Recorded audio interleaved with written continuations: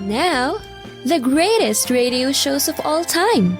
Suspense. The Shadow Node. Washington calling David Harding, counter-spy. Classic radio theater. The Great Gildersleeve. Fibber McGee and Molly. Dragnet.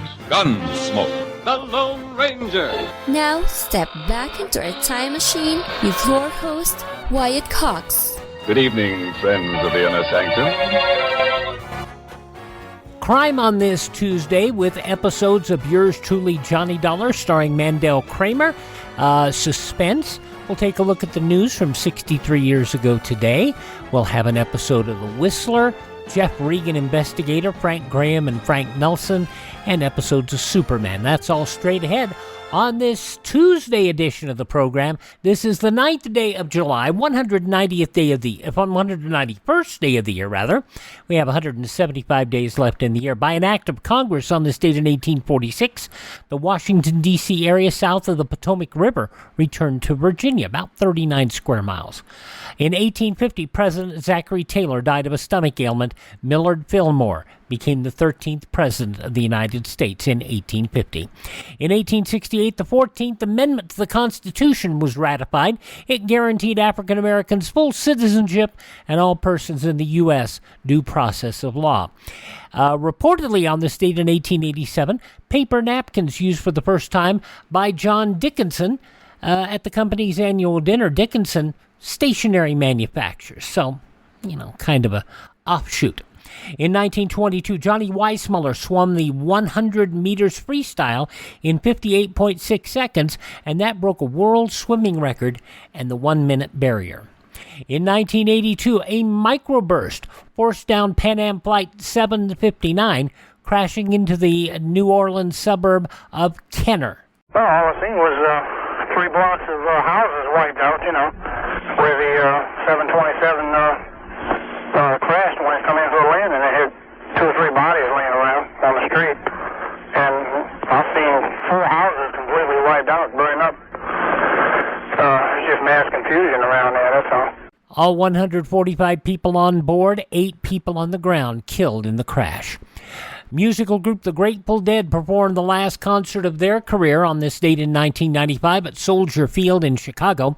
And in 2004, a Senate Intelligence Committee report concluded the CIA had provided unfounded assessments of the threat posed by Iraq that the Bush administration relied on, justifying going to war. Among those passing away on this date in history, reporter Eric Severide. In the end, of course, it is not one's employers or colleagues that sustain one quite so much as the listening public when it be so minded.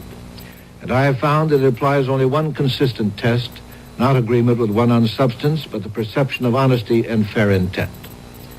There is in the American people a tough, undiminished instinct for what is fair. Rightly or wrongly, I have the feeling that I have passed that test. I shall wear this like a medal. Millions have listened intently and indifferently, in agreement and in powerful disagreement. Tens of thousands have written their thoughts to me. I will feel always that I stand in their midst. This was Eric Severide in Washington. Thank you and goodbye. His farewell, November 30th, 1977. In 1992 on this date, Eric Severide passed away. Also passing away on this date, attorney Melvin Belli, actor Rod Steiger, Isabel Sanford, businessman, politician Ross Perot, actor Rip Torn, and another fine actor that you may not know by name, but you've seen him in motion pictures all up until his passing. Perhaps, you'll recognize his voice. He was on David Letterman in 1982, actor Charles Lane. I was always plagued, incidentally, by having to play with the big star. I could never play with the second woman or the second man or the comedian. I always had to play with the big star. So I went through life in total terror all my life. Yeah. Who now? Clark Gable? Yes, big star? Yes, one of my favorites. Yeah. He was a lovely man, and I think of him with great affection. Yeah. He was a man that, like some of those other very big stars, had very little security. I remember a story I tell about Clark. We were doing a theater picture. We were working in the old Wilshire Reedville Theater in Los Angeles. And this was at the height of his career. And we had to go out to lunch. There was no commissary. And I wasn't terribly hungry, so I came back about a half an hour early, and there were two grips eating their lunch out of a paper sack, and Gable rehearsing all by himself up and down on the aisle, half an hour before the call. And I remember going up to him and saying, "What in God's name are you doing?" And he said, "Oh, Charlie, I've got to do something about this. I stink in this so terribly." Which was a remarkable thing, to be rehearsing a half an hour before the call at the height of his career with nobody else there. Yeah. But that was sort of typical. So many great movies. Mr. Deeds Goes to Washington. You Can't Take It With You. He was the bank auditor in It's a Wonderful Life. And then on television, he was the ever-scheming Homer Bedloe on Petticoat Junction. And he was always an authority figure when it came to Lucille Ball. I Love Lucy, Lucy Desi Comedy Hour, and The Lucy Show. He was a narrator in 2006. His last performance at the age of 101. He died on this date in 2007, a spry 102 years of age.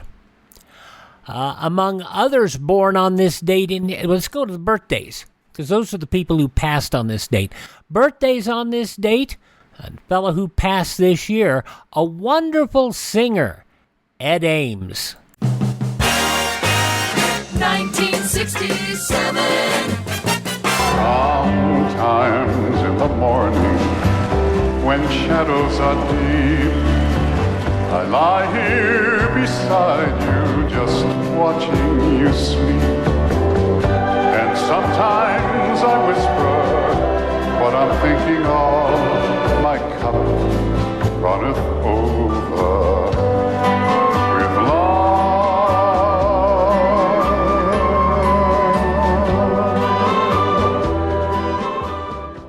Perhaps his biggest hit record, My Cup Runneth Over, 1967. Number 8 on the pop charts and number 1 in adult contemporary music. Ed Ames, who, by the way, also an actor, too. He was Mingo on the Daniel Boone Show. Ed Ames passing away this last year at the age of 95.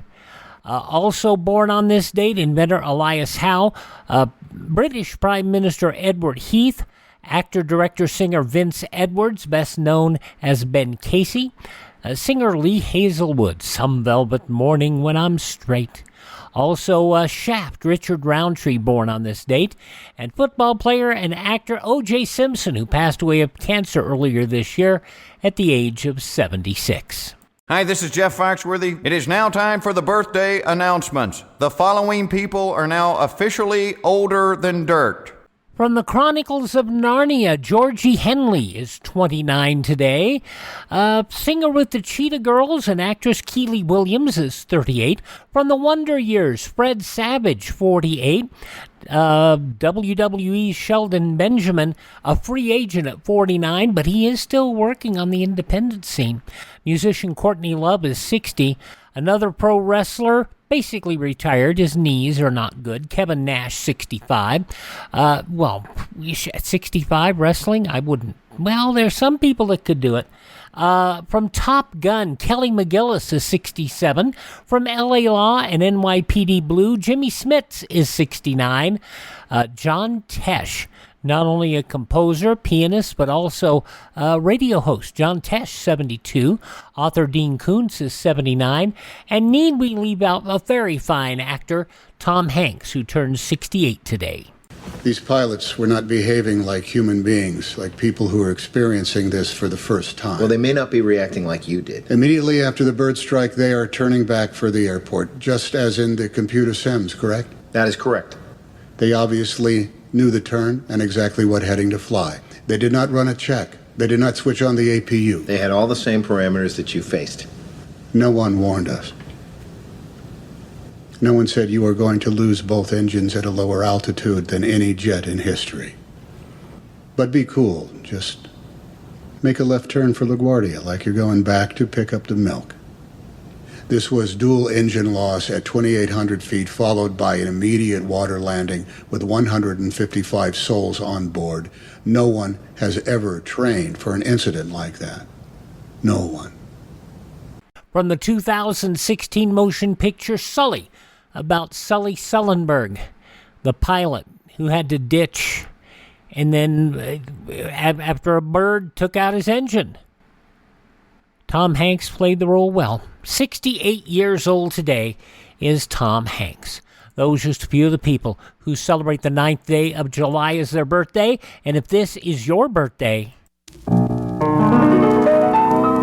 Happy birthday to you.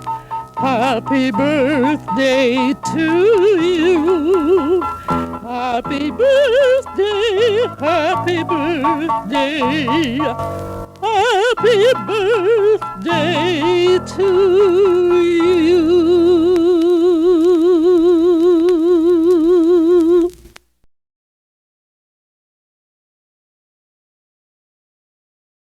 Congress is poised to pass a bill to keep AM radio in cars, but time is running out. 82 million Americans risk losing the news, sports, talk, traffic, and vital emergency information they rely on. Text AM to 52886 and tell Congress to pass this bill now. Message and data rates may apply. You may receive up to 4 messages a month, and you may text STOP to stop. This message furnished by the National Association of Broadcasters. Do us a favor, call your representatives and let them know that you want to make sure radio stays in your car. All righty, let's head back to 63 years ago today, Sunday, July 9th, 1961. An episode of Yours Truly, Johnny Dollar, starring Mandel Kramer in the Fiddle Faddle Matter. Johnny Dollar. Hi, Johnny. This is Earl Pullman. Earl. You know, Tri-State Life and Casualty. Sure, in dear old Los Angeles, California. No. I should say West Los Angeles. No, sir. Only I thought you'd given up the insurance business to retire out there in the Golden West. No more, You were going to do nothing but laze around in that California sunshine, maybe play a little golf. Hey, wait a minute. I hear you throw in a no somewhere along the line there? You sure did. No to what? California. Huh? I mean that Mike, my darling wife, and I are back home in Florida again. No kidding. No kidding. Right back here in Sarasota. I'll be darned. When'd that happen? A couple of months ago. And by way of keeping out of mischief, I've taken over the Tri-State office again. Oh, I get it. You're back to your old habit of putting in a pitch for me to get on down there and do some fishing with you. Maybe, among other things. Other things like what? Like insurance investigation. What else? How's your musical ear? Well, I think I can tell the difference between a fiddle and a bass drum, if that's any help. It may be, Johnny. It may be. What's up, Earl? As long as the company will pay your expenses, why don't you come on down here and see? Okay. Why not?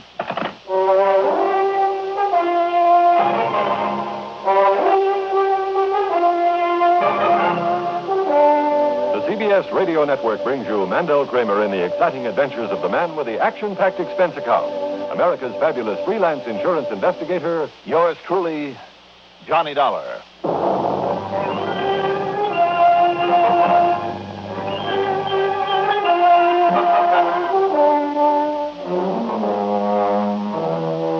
Expense account submitted by Special Investigator Johnny Dollar to the Tri-State Life and Casualty Insurance Company office in Sarasota, Florida. Following is an account of expenses incurred during my investigation of the Fiddle Faddle Matter. Expense account item 1, 7940 taxi out to Bradley Field on a plane heading south.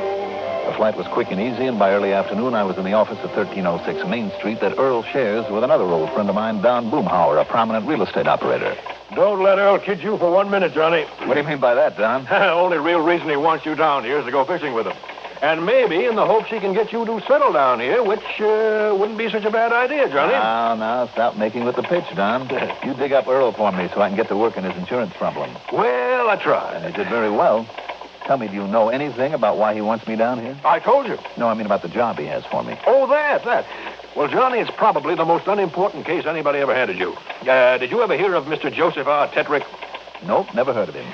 Real big in oil and steel and copper a while back. Came down here to retire. Built himself a big house at the north end of St. Armand's Key, really on Lido Shores. And? Well, that house of his includes an air-conditioned walk-in vault big enough for the average bank. And why? Why? It's to keep his collection of fiddles in. Collection of fiddles? That's right, violins. Fine, rare violins. Oh, you must be quite a musician. Nope, doesn't know a hemistem, a demiquaver from a G-string. What'd you say? I wouldn't know the difference myself, Johnny, so don't ask. But that collection is his one pride and joy in life. A couple of genuine Strads. You heard of a Stradivarius, haven't you? And everybody? Plus one called an Amati and a Paganini or a Pagliacci or whatever it is, and a Guianarius. And oh, boy, that collection must be worth hundreds of thousands, Johnny. Well, what's happened? Well, now, the one he cares about most is was a Bisiac. Never heard of that one. Well, now, apparently this man Bisiac over in Italy, and not too long ago at that, made a whole raft of real good fiddles, worth $1,000, $2,000 a piece. Mm-hmm. I'll take your word for it. But this one, they call it the Canary on account of its almost yellow color. Unlike the others he made, this one, the one Tetrick had, was just about the finest that he ever... Well, anyhow, Earl insured it for $10,000. Get to the point, Don. Well, like he always does every couple of months, and I mean with all those good fiddles, Tetrick took the Bisiac to a fiddle maker for a kind of a checkup, just to make sure it was still strung up properly and okay and all, Well, you say that he doesn't play himself. No, not a note, sweeter, sir. Seems like an awful waste. Yes, I know. It's a waste of all of them. But anyhow, he took the Bisiac to this man for his regular checkup. Took it to whom, Don? He's an old Italian named Antonio DiPolito. And he's been down here over a year now, has his little shop at the end of Palm Avenue. DiPolito? Yeah, DiPolito. Anyhow, he took the fiddle to him yesterday, and this morning early, the police found the place broken into, old man DiPolito on the floor, still out from a bang on the head, and of course, that Bisiac fiddle was gone. Mm-hmm. Yeah. Have the police any leads on who got into that shop and how? Nary a one, Johnny. But, now, about 2 hours ago, Tetrick called Earl up on the phone and told him to hop on out to his home on the Key, that he was certain he had the answer to the whole thing. That's where Earl is now? Yes. And if you ask me, if Tetrick does know who did it, you've wasted your time coming down here. Well, I better try calling Earl at the Tetrick place. You mind if I use this phone? Wait a minute. Hold everything, Johnny. Don't bother. He's just parked his car out front. Oh, good. What's the matter with him? Oh, yes. He does look kind of funny, doesn't he? Hi, Earl. How are you? I should say, what's all the gloom about? Oh, hi, Johnny. I'm glad you got down here so fast. Tell me, Earl, did old man Tetrick really know who took his fiddle and how and why, like he said he did on the phone? I guess he must have done. Must have? Yes, Johnny. By the time I got out there to his place, Tetrick was dead. No, murdered.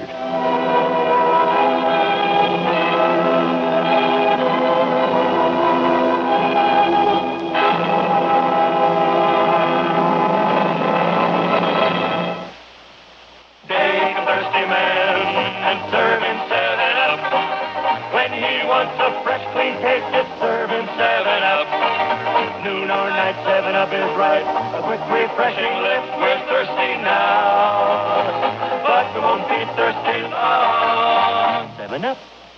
And a thirsty man can tell you outside eating takes on extra pleasure when you serve 7-Up.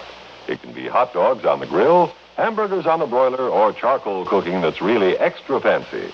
7-Up just plain makes them all taste better. That's because 7-Up sharpens up your taste buds. Trout fresh from a stream, backyard barbecue, picnic at the beach. 7-Up is the greatest outdoor eating companion you can take along. So pure and wholesome, everyone can enjoy it, regardless of age. When you're planning a cookout, include plenty of 7-Up. Fresh up with 7-Up.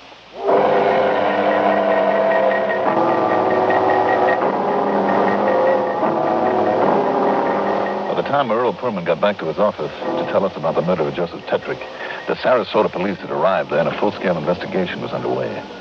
Results so far, nothing. Apparently someone Tetrick knew had gone to see him. There were no signs of the house having been broken into. He'd let them in himself and got slugged to death with just one blow with a heavy crystal ashtray. But the police had found no fingerprints, no clues of any kind, not yet. So if you want to go on over there and talk with the police, well, it might be a good idea, Johnny. Yeah, I suppose so. Don, Earl, either of you have an extra car I can use for a while? Oh, sure, Johnny, sure. Here, take these keys. It's the light tan job out in the back there. Thanks, Don. Oh, better still, I'll drive you over there, Johnny. No, Earl. To where I'm going, I think I'd rather go alone.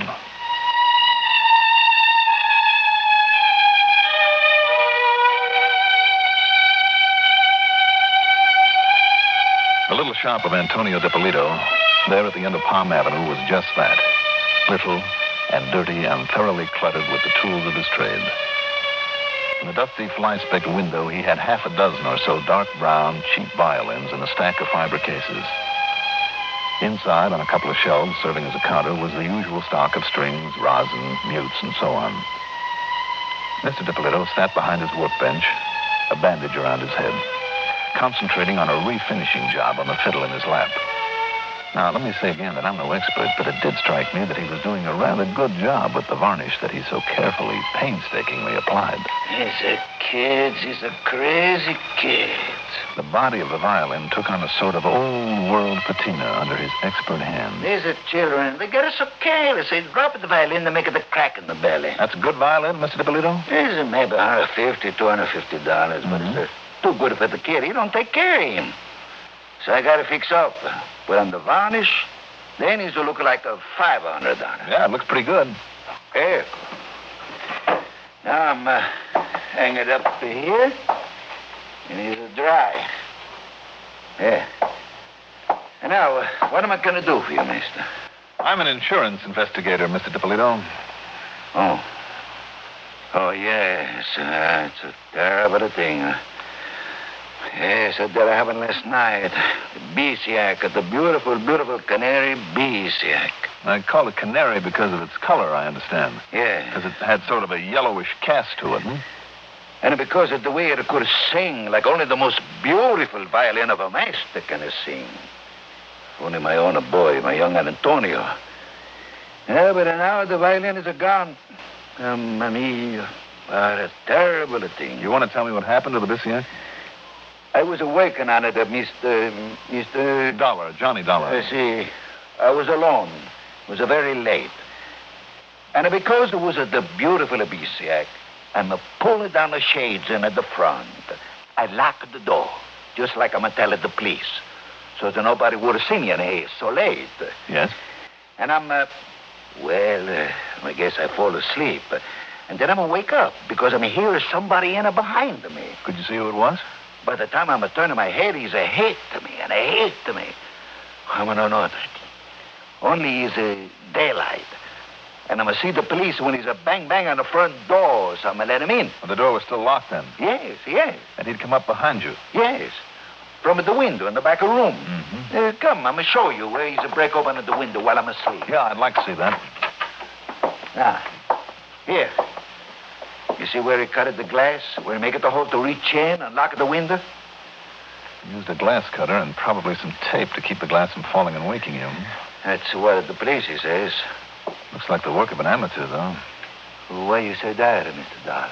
Well, you see, instead of a clean, round stroke with a glass cutter, he made a whole flock of straight scratches with it. You see him?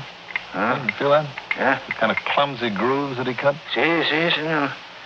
But he sneak in, he hit me. Now, Mr. DiPolito. Yes? Like I've said a couple of times now, I don't know very much about these things. But you tell me, where could a fine violin like that, where would a person be able to buy one? Well, Beesiac. I mean, surely a little place like this of yours wouldn't sell them. Oh, no. At least if those you have in the window are any sample of the stock you'd carry. Oh, no. Fine violin is like a fine jewel. That's exactly what I'm thinking of. And it's a lot more conspicuous. So whoever stole a thing like the Beesiac would either have to hide it away for years or get rid of it immediately before the alarm was out. The only place I know of that would handle a fine violin. Oh. Yeah, I kind of thought you might be coming over here. Feeling any better, DiPolito? Thank you, Mr. Pullman. Good. The only place I know of that would trade in a fiddle like the Beesiac and those Stras and the rest, well, as a matter of fact, that's where old Tetrick got all his violins. Where? The famous Wurlitzer collection up in Chicago. Sure? I could be wrong, but the way I understand it, practically all the great violins in the world have passed through their hands. Okay, then. I'm on expense account, right? Well, of course, but Johnny, what just happened to Mr. Tetrick is far more important than the fiddle right now. Or is the fiddle the key to that murder? Murder? I'll leave Don's car here. Huh? That is, if you'll drive me out to the airport.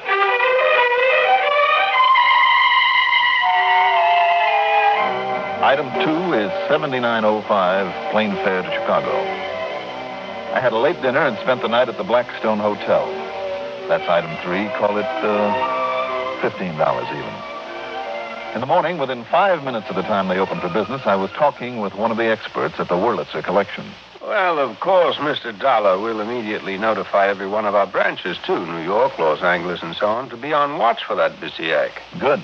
And, of course, we'll let you know right away if it shows up. Beyond that, however, I don't know what we can do. Well, I'm afraid I don't either. Terrible shame if it's got into the wrong hands. Only a true artist could do justice to that violin, but then, of course, no such artist would dare to use it. Why you say that? Well, because it's now known to be stolen, too easily identified because of its unique, almost yellow color. Oh, I see.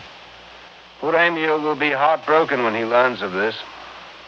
Emil? Emil Victor, who once owned it, played it in concerts all over the world before he brought it to us, and we sold it to Mr. Tetrick. Tell me, why did this Emil Victor ever sell it? Oh, you didn't know? Tragic accident to his hands that also left him blind? Oh, I'm sorry. No, I didn't know. Matter of fact, I'm afraid that I never even heard of Mr. Emil. Wait a minute. Yeah? That name, of course. Emil? No. Oh, son of a gun, I knew that name had rung a bell. Oh, who's Mr. Dollar? How stupid can I be? I'm afraid I don't. Listen, Emil Victor played that Bisiak for years. Oh, 15 or 20 at least. All right, then blind or not, he'd recognize it immediately if he heard it. But I thought you just said Emil's was not the name that rang a bell, so to speak. Don't you worry about that. Just tell me where I can find this Emil Victor and get me a list of concert bookings anywhere in this country. Concert bookings? Now, I don't understand. You will when I recover that Bisiak.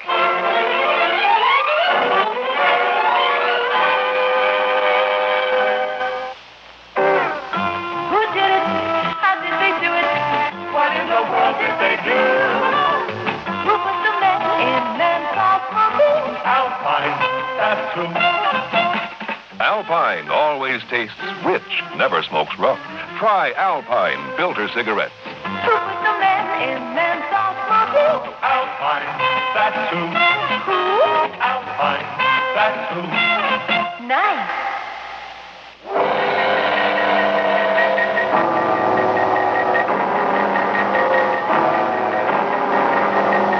Item 4 is 420 for a couple of phone calls to Earl Pullman. Yes, the man I was now looking for had been in Sarasota on a brief stopover before resuming a concert tour. Okay, now, with the help of the concert schedule, I knew where he was going to play next. That very night, as a matter of fact. Item 5, $1.90 for a cab to the flat where the once famous violinist, poor, blind, old Emil Victor lived. I told him about my suspicions, of what I planned to do with his help. But I cannot believe it, Mr. Dollar, that a fine young musician could... and that his own father... and perhaps he didn't know what he was saying. Because of that bang in the head? Who really knows how hard he was hit? Maybe that wallop on the head was faked. But if he was unconscious the rest of the night... Well, that's what he says. Who can prove otherwise? Look, he distinctly told me the shades were down so that no one could see him working on the Bisiak. I see. Yet Later, he told me that when he came to, he could see the cop, could see him outside knocking on the door. Mr. Dollar... Now, one of those statements is false. But I really deserve a kick in the pants because of those scratches, because I didn't get wise to them right then and there. Scratches, Mr. Dollar? Yes, from a glass cutter on the window in the back of the shop to make it look like that was the way somebody had got in there. But don't you see, I could feel them. I could feel the grooves there with my fingernail on the inside of that window. But that only proves... And another thing... Now, I don't know how much the old man knows about fixing fiddles. But when it comes to refinishing them, he is great. That much I saw for myself. Refinish, recolor, call it whatever you like. But my biggest boner was in failing to pick up the cue when he was talking about the Bisiak. What do you mean? He said, if only my own boy, my young Antonio... Don't you see what he was trying to get across? Was if only his own boy could play a fiddle like that. He tried to plant the idea that the boy never would. But, Mr. Dollar... Let's go, Mr. Victor. But don't you see, if it was as you suspect, if the boy, if young Antonio does have it, if his father did change the color... That's exactly what I'm betting on. But then who could prove it's the Canary Bisiak? Are you kidding? You. Me? Come on. We got to get to a plane to that concert in El Paso tonight. Item 6, $172.50. Taxi to the airport, then plane fares for the two of us to Fort Worth and a hop westward to El Paso. There, thanks to a captain of police, our tickets for the symphony concert cost us nothing because, yes, the soloist for the evening was young Antonio DiPolito. I'll say this for him. The short, dark, intense-looking kid could really play beautifully on the rather reddish-brown-colored violin that he used.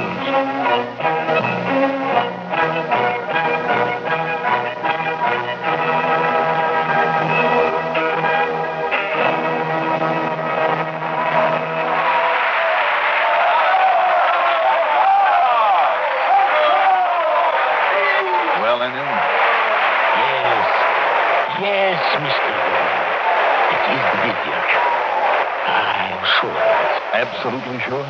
How could I be mistaken when that instrument of heaven was my own for so many years? Okay. Would a father not recognize his own child?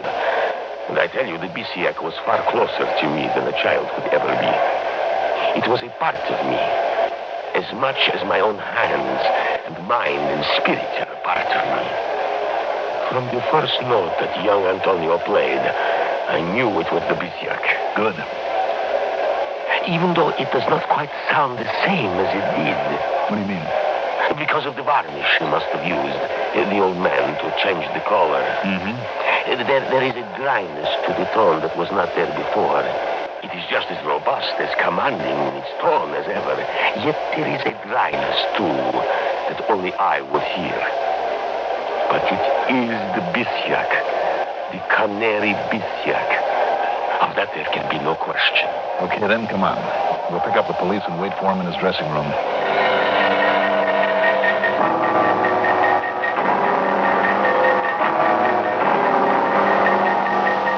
After the concert was finished, there in the dressing room when he was faced with the facts as I now knew them, temperamental young Antonio screamed and fought like a tiger.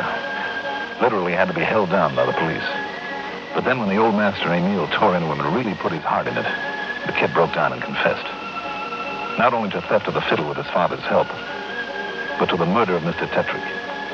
It seems that Tetrick had called him in to tell him that he suspected him. And when Tetrick picked up the phone and called Earl Pullman, Tony struck him down and killed him. So I've told you. I've told you everything. So you can take me away. You can kill me, too. But he deserved to die. Did he, Tony? Keeping such a priceless instrument locked up in a vault. It had to be played and played and played as only a true artist like me can play it. To thrill an audience with the warmth and color and sound that only I, Antonio, can bring from anything I touch. And now, thanks to you, I shall play no more. No? All this talent of mine, this matchless technique wasted. All the years that my father spent working, begging, even stealing so that I could study. And the hours and days and years of practice that I spent developing this wonderful gift that I have wasted. Is it? But it's the world that loses. Never again will an audience be able to feel the outpouring of my soul in the music of my violin. Without an audience to feel the power of my every note, I shall play no more. Why not, Tony? What? Well, if an audience is all you need, seems to me that where you're going, you can be pretty sure of a captive one.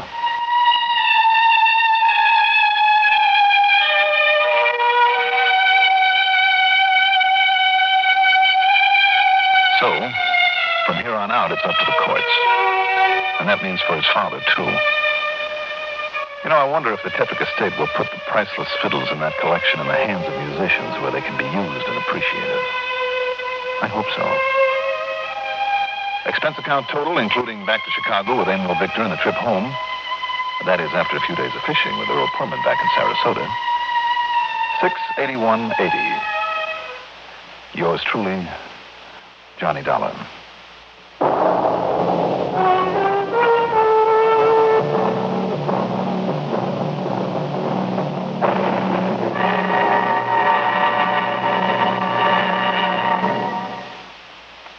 If you ever suffer a touch of arthritis or rheumatism and you've never tried Mentholatum Deep Heating Rub, you can't know how good its deep heating action can make you feel. As you massage it into painful areas, you feel its deep heating action. You know relief is on its way. Mentholatum Deep Heating Rub is an extra strong combination of active ingredients for safe, temporary relief of minor arthritic rheumatic pain. Use greaseless, stainless Mentholatum Deep Heating Rub often. Now, here is our star to tell you about next week's story. Next week, the old-fashioned murder matter. As if there was anything new-fashioned about it. Join us, won't you? Yours truly, Johnny Dollar.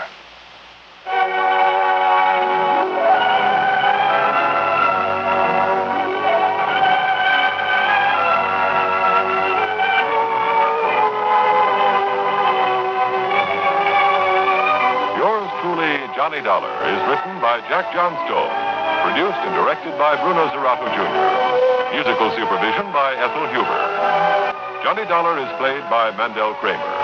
Also heard in our cast were Santos Ortega as Dipolito, Leon Janney as Emil Victor, Richard Holland as Tony, Frank Behrens as Don Boomauer, Sam Gray as Earl Poorman, and Bill Lipton as the violin expert. Be sure to join us next week, same time, same station, for another exciting story of yours truly, Johnny Dollar.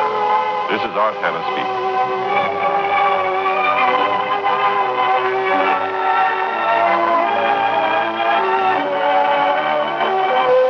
First word in speed, the last for accuracy, expanded CBS News on the CBS Radio Network. 63 years ago, Sunday, July 9th, 1961, yours truly, Johnny Dollar, here on Classic Radio Theater with Wyatt Cox. We'll have a look at the news from that date, 63 years ago, and an episode of Suspense, all straight ahead.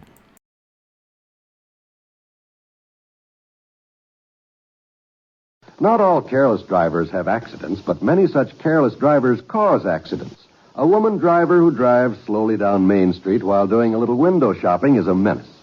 So is the man who insists on telling the people in the back seat of his car about his poker game last week. It's no wonder that ordinarily cautious drivers start to lose their tempers and take dangerous chances to pass these careless drivers. When an accident results, the person who caused the accident probably won't even be touched. So the National Safety Council says if you want to window shop, get out and walk.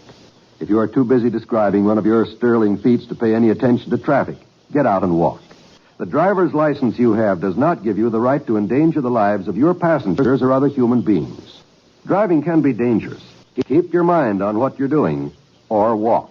Now on Classic Radio Theater with Wyatt Cox, we look back at the news headlines on this date, Sunday, July 9th, 1961, 63 years ago today. Axis Sally, the Maine-born actress who never made Broadway but starred for Hitler's propaganda machine during World War II, leaves prison Monday. She served the last 12 years behind bars on a treason conviction. Now 60 and gray-haired, Mildred E. Gillers probably will be met by members of her family at the Federal Women's Reformatory in Alderson, West Virginia, and whisked away to a quiet reunion, her legal debt to her country paid. Premier Khrushchev announced the Soviet Union is increasing military spending and halting the cutback in its military manpower because of what he called threatening gestures by the West in the Berlin crisis. But at the same time, he called for a summit conference in Germany. He said, without suggesting either time or place, one must not call for war, but for peace, naming President Kennedy, British Prime Minister Macmillan, and French President de Gaulle. He said the Soviet Union had the right to appeal to them to display wisdom in the solution of the German problem, to attend a conference together with other peace-loving states, and to conclude a peace treaty on Germany. President Kennedy discussed Germany and the communist threat to Berlin with three of his top advisors today in a Cape Cod setting of sea and sand, the conference described as wide-ranging, but no details of the talk were revealed. General of the Army Douglas MacArthur came back to Leyte Island in the Philippines after 16 years, and thousands turned out to greet the 81-year-old warrior.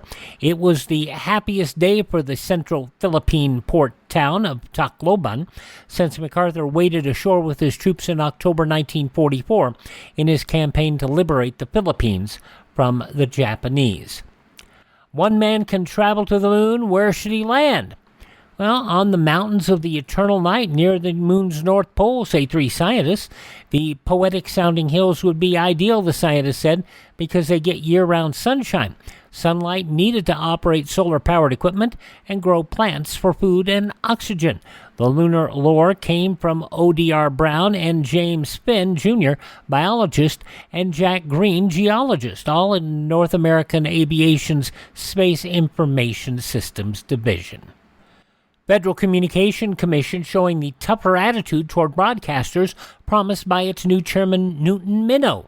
In 3 separate actions announced by the FCC, they proposed a new rule that, if finally adopted, would require applicants to declare what efforts they've made to ascertain the audience needs and interests of their community and how they're meeting or planning to meet those needs and interests. The new requirement would be applied not only to applications for radio and television construction permits, but also for major changes in existing stations, license renewals, assignments of licenses, permits, or licenses and transfers of control. They also gave notice of requiring a public hearing on the renewal of the radio license of station WINS New York City because of the questions whether the station was grossly negligent in failing to act when officers of the licensee solicited and accepted gifts of substantial value, payola, from record companies, and whether required sponsorship identifications were not made. They also gave notice of intent to require a hearing on an application to assign the license of radio station WMGM New York City from Lowe's Theater Broadcasting Corporation to Crowell Collier Broadcasting.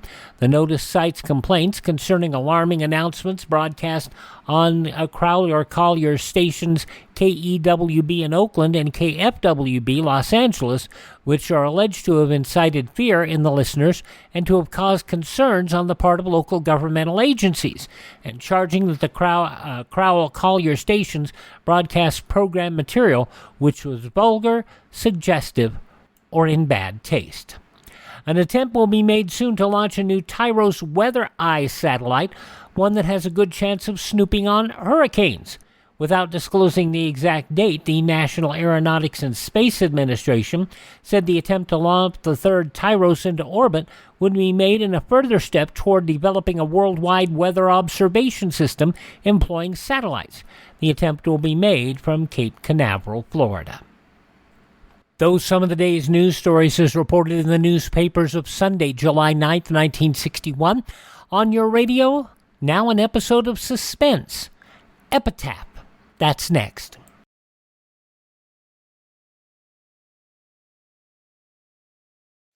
Spring is nearly here, and many of our listeners will be getting out their gardening tools, their overalls or shorts to again try their hands at raising their own vegetables. For most of us, gardening is an enjoyable hobby, and it certainly is a great thrill to see the results of your work come out of the ground right before your eyes. In other lands, many people will also be watching their spring planting grow.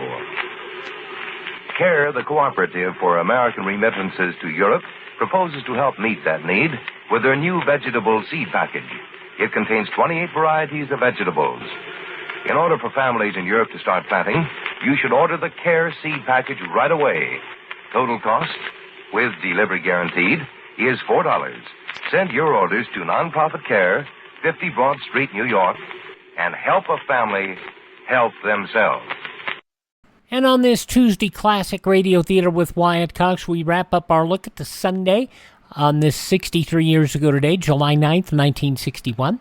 This, by the way, today is Tuesday, but the day we're looking at is a Sunday. And an episode of Suspense, Paul McGrath, Barbara Becker, starring in an episode of Suspense entitled Epitaph. And now, a tale well calculated to keep you in suspense. I shall think of her often, with tenderness and gratitude, because, mark you, Lucinda, Phoebe and I were happy together. Phoebe is dead, but Lucinda is not. In just a moment, Epitaph, starring Paul McGrath and Barbara Becker, and written especially for Suspense by Walter Black.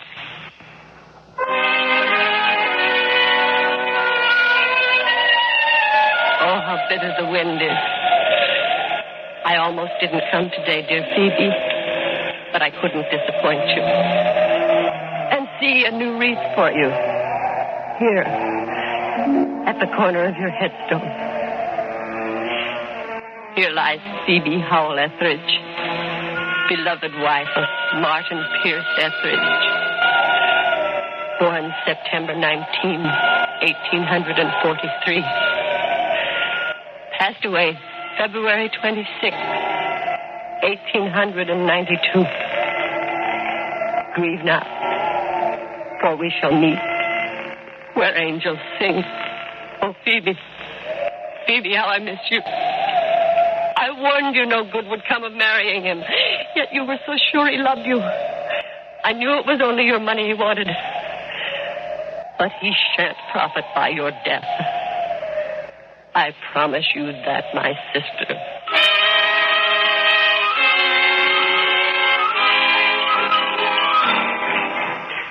And for the aforesaid purposes and pursuant to the laws of Vermont, I herewith name Aaron Jenkins, attorney at law, my executor, and so forth and so on, etc.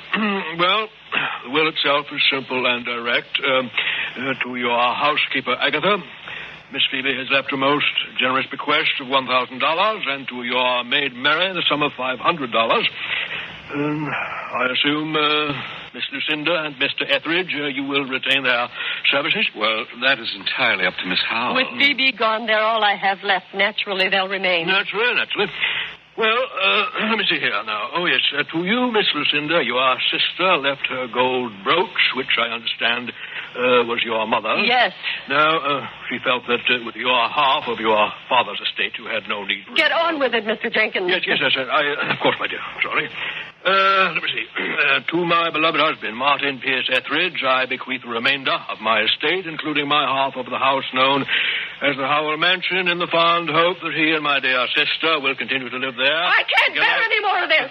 Half of our home to this murderer. Miss Lucinda, I beg of you. He killed my sister. She did not fall down those steps. Miss Lucinda. Now, please, Miss Lucinda. Please. This is most distressing. Believe me, you have my deepest sympathy, but you must not make such wild accusations. You yourself were against their marriage. True, but you will forgive me, Mr. Etheridge? Oh, quite, Mr. Jenkins. I approve of this being brought into the open, Now, sir. I was against your union, but only because of the difference in your ages.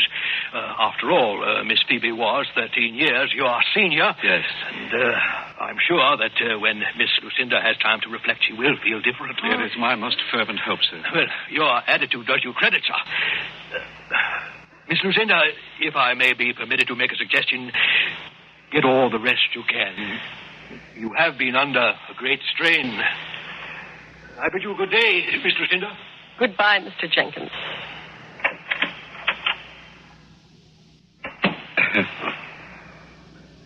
Well, Lucinda, I'm glad that this is in the open. Look, I have long wanted to dispel your suspicions, but I can't blame you for them. Were I in your shoes, I would feel no differently. How kind of you to reassure me on that score. Well, after all, I came here only 3 months ago, a complete stranger. Phoebe and I had a whirlwind courtship. And 2 months later, she was dead. Yes, and whether you believe it or not, it was as great a shock to me as to you. I choose not to believe it. Oh, Lucinda, Phoebe's death was an accident. And how convenient that she made a new will in your favor just 2 days before her death. You're tilting at windmills, Lucinda. Look, as her husband, I was Phoebe's heir, with or without a will. Ask Mr. Jenkins. I had nothing to do with her fall. Unless you can explain how from here in the drawing room I could have reached all the way into the kitchen in the presence of Agatha and Mary, mind you, and pushed her down the cellar stairs. Oh, by heavens, Lucinda, you're making it very difficult for me. Then get out. Get out and leave me in peace. No, out of the question. You see, I admit my faults. One of them is a love of luxury. I like my creature comforts. I couldn't afford them elsewhere on what Phoebe has left me. But with both of us contributing to the upkeep of our home, we can live quite well. You really have it all planned, haven't you? Well, I'm not afraid to look facts in the face. The world is full of men better dressed, better looking, far more talented than I. Lucinda, you've always lived in this quiet backwater. Where I came from, a man is judged by his money and his position. I had neither. And then you met Phoebe. quite the storybook romance. No, I don't claim that. But we complimented each other well. And now you'll spend her money without a thought for her. Oh, on the contrary. I shall think of her often with tenderness and gratitude because, well, mark you, Lucinda, Phoebe and I were happy together. I'm no match for your glibness, Mr. Etheridge. Let us end this painful scene. If you wish. I shan't force myself on you. I can afford to wait. One day you will admit that you were wrong. You see, I can be very persuasive.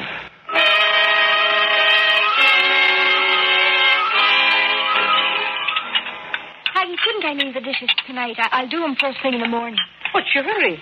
Well, I've got an appointment with my new gentleman friend. That one at the pharmacy? Well, he'll keep, but the dishes won't. Oh. Matter of fact, you shouldn't be going out tonight at all. Well, it's my night off, ain't it? Miss Phoebe in her grave less than a month, and already you thinking of your own pleasures. Oh, how long is a body supposed to stay in mourning? That soup spoon's tarnished. Get another one. Don't seem like the same house with her gone. Oh, Agatha, do you think Mr. Martin still misses her? What a question. Of course he does. Well, he took off his mourning band. But that doesn't mean he stopped missing her. Not everyone wears their heart on their sleeves. Oh, I think he's awful handsome. And I think you'd better serve up the soup. And mind you don't spill any of it. Oh, good evening, sir. Good evening, Agatha. Mary. Good evening, Mr. Martin. Well, table looks charming tonight. Thank you, sir. Oh, good evening, Mum. Good evening, Lucinda. Oh, here. Permit me. You may begin serving, Agatha. Yes, Mum. Mary. Evening, Mum. Good evening. Who put those flowers in the centerpiece? I did, Mum. I mean, who sent them? I did, Lucinda. Is that so strange? Are those your flowers on Phoebe's grave, too? Yes, I thought she'd like them. Monstrous idea, isn't it? A husband leaving flowers on his wife's grave. Your soup is getting cold, Lucinda.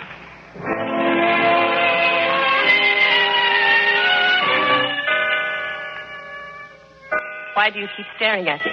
Oh, was I? I beg your pardon. I was noting how well you look, Lucinda. How becoming that gown is. At the risk of arousing your suspicions, may I add that you are a very attractive woman? I am a 41-year-old spinster, and I am unimpressed by flattery. Of course. Oh, by the way, I've been mulling over an idea for a memorial to Phoebe. What? Well, is that so astonishing? I shall never forget how she loved the little summer house in back. It's in a shocking state of disrepair. I think it should be cleaned and repainted, and the lattice work rebuilt. And then, you know what's next on the agenda? What? 4 willow trees planted, one at each corner of the summer house. Phoebe always wanted that done. Exactly. All that will make a far lovelier memorial to her than a cold piece of marble. Oh, Lucinda. Are you crying? No, I'm sorry. Did I say anything to offend you? No. It's just... Oh, of course, I understand. And Lucinda, that's only the beginning. The grounds in the garden must be attacked with vigor and determination. We'll make our home a showplace for the whole countryside. You wait and see. Ogre I may be, Lucinda. But I have the normal share of pride in my surroundings. And now, shall we have coffee in the drawing room? Yes. Martin? Why, Lucinda. For a moment, I could have sworn you almost smiled at me.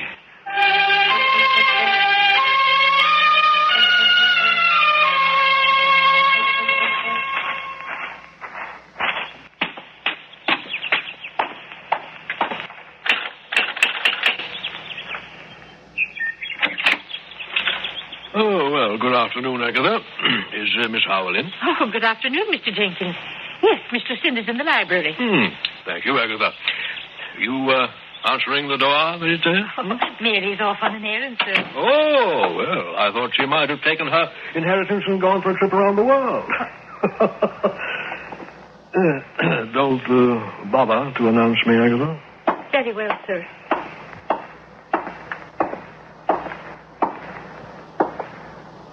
Good afternoon, Mr. Jenkins. Oh, well, good afternoon, Miss Lucinda. Mr. Etheridge came to see me yesterday. Oh?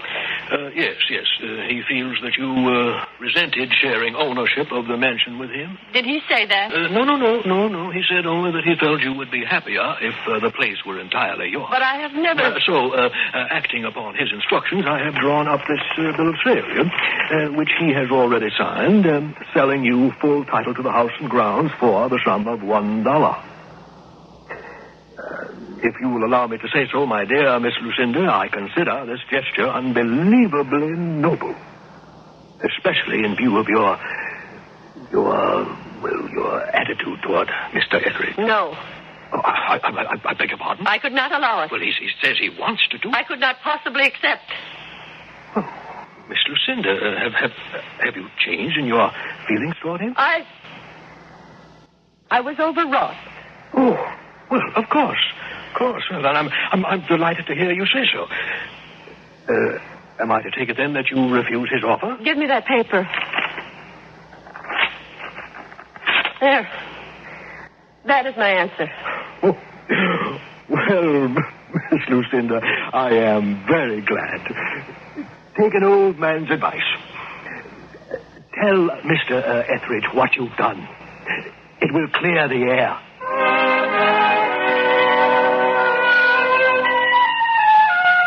Martin? Yes? Mr. Jenkins was here earlier. He brought me this deed. Oh. It looks torn. It is. I tore it. Well, I'm somewhat surprised. Did you truly think I still resented your presence here? Lucinda, I told you once that I could be very persuasive.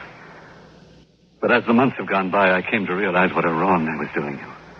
No one should force himself on another. But you haven't, Martin. I mean, I was in the wrong, not you. What? Can you accept my apology? Can I?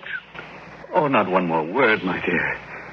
We start as of this moment with a fresh slate. Is it agreed? Oh, yes, Martin. Oh, you've made me humbly grateful, dear sister. May I hope that you'll join me for a stroll in the rock garden?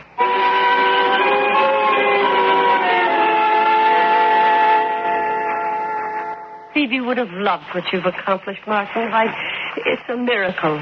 Well, I did it as much for you, Lucinda, as for Phoebe. Oh. Won't you sit down, my dear? Thank you. I have something I wish to say. You look so serious, Martin. Truth is, I'm terrified. Well, good heavens, of what? You. Me? Yes, Lucinda. I must say this fast or not at all. I have, despite all my firm resolve, fallen in love with you. Martin. No. Please allow me to finish.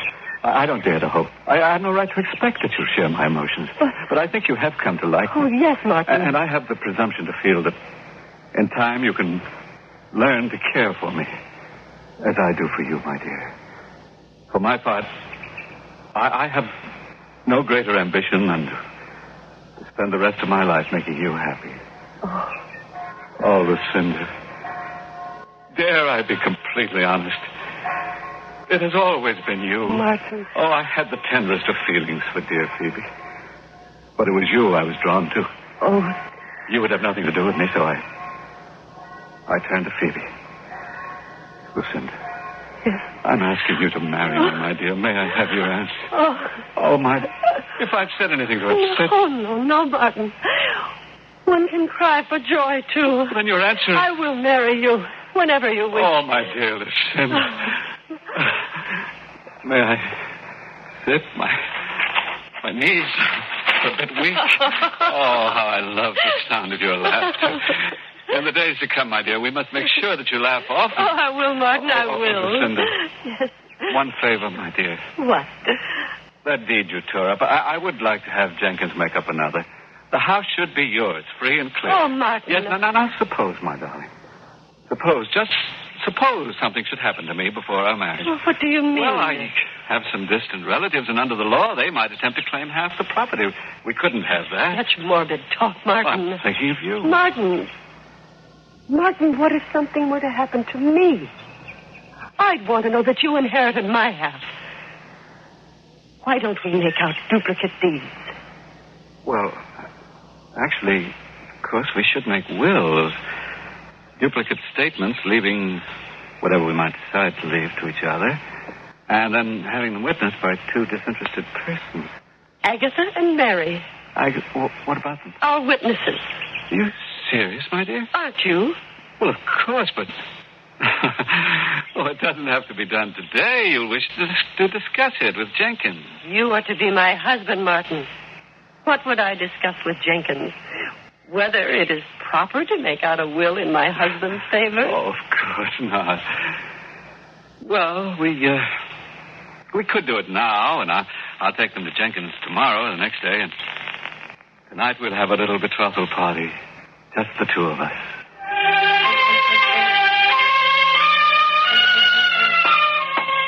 Well, what have we here? Our celebration. I brought the sherry. Oh, will you pour, Martin, dear? Certainly. Why did you give Agatha and Mary the evening off, dear? Oh, it's all right. I was just curious. I didn't want to share you with anyone tonight, my darling. This is our party. How very like you, Martin. Oh, blah. What? The decanter's empty. Yes, I'm sorry, darling. I should have checked. No matter. I'll run down cellar and get another bottle. Oh, would you, my dear? Oh, you might as well bring up 2 bottles while you're at it. That's a good idea. I'll be but a moment.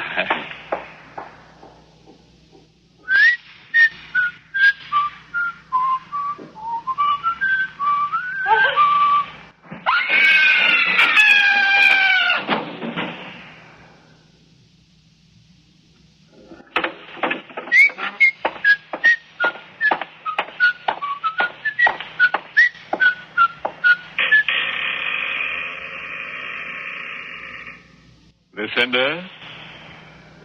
Oh, where's the candle? Oh, there. Oh.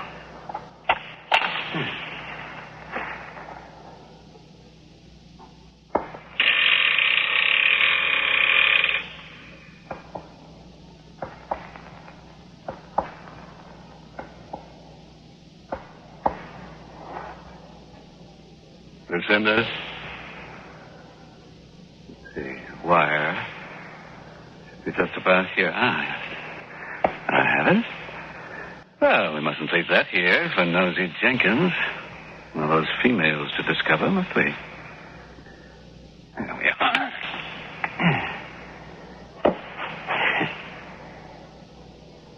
Lucinda. Is your neck broken, Lucinda? At least it was over quickly, wasn't it?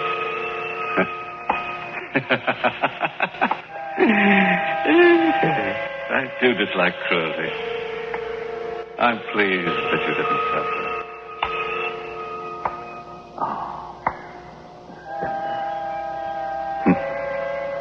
You know, really, I have been most forbearing. Poor Lucinda. You never had any conception of how infuriatingly dull you were. If tedium could kill, I would be lying where you are now. Well, I mustn't tarry. I shall dash all the way to Lawyer Jenkins and arrive horrified and breathless. I shall be crushed. Why, I shouldn't wonder if I became a recluse. For at least the time it takes me to sell this mausoleum, return to civilization. Farewell, dear, dull Lucinda. Oh, I have just the epitaph for your tombstone. It will look so well alongside Phoebe's. Here lies Lucinda Alice Howell, age 41. Her gullibility was her undoing. Apt, don't you think? Very apt, Martin. Well, Sheriff Perry, did you hear enough? More than enough, Miss Lucinda. Darn near turned my stomach. Come along now, you, and no tricks. I got you covered. But you don't understand, Lucinda. It was all a joke. I knew you were only testing me, so I played Gotta move on, Etheridge. No, it was only a joke, Lucinda. A grim one, and I played my part to perfection, don't you agree? Oh, I do apologize for having bored you these past months, Martin, but you're free of me now. Foolish Martin. You couldn't be content with Phoebe's murder. You had to have everything. And so you end with nothing.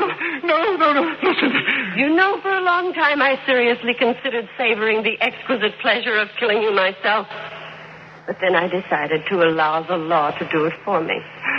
So much neater, don't you agree? Listen, please. Take him away, then. Yes, Mom, let's go, you. Oh, one more thing. I must return your compliment, Martin. I have an epitaph for you.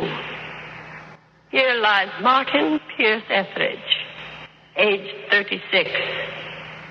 He went to the well once too often. His greediness was his undoing.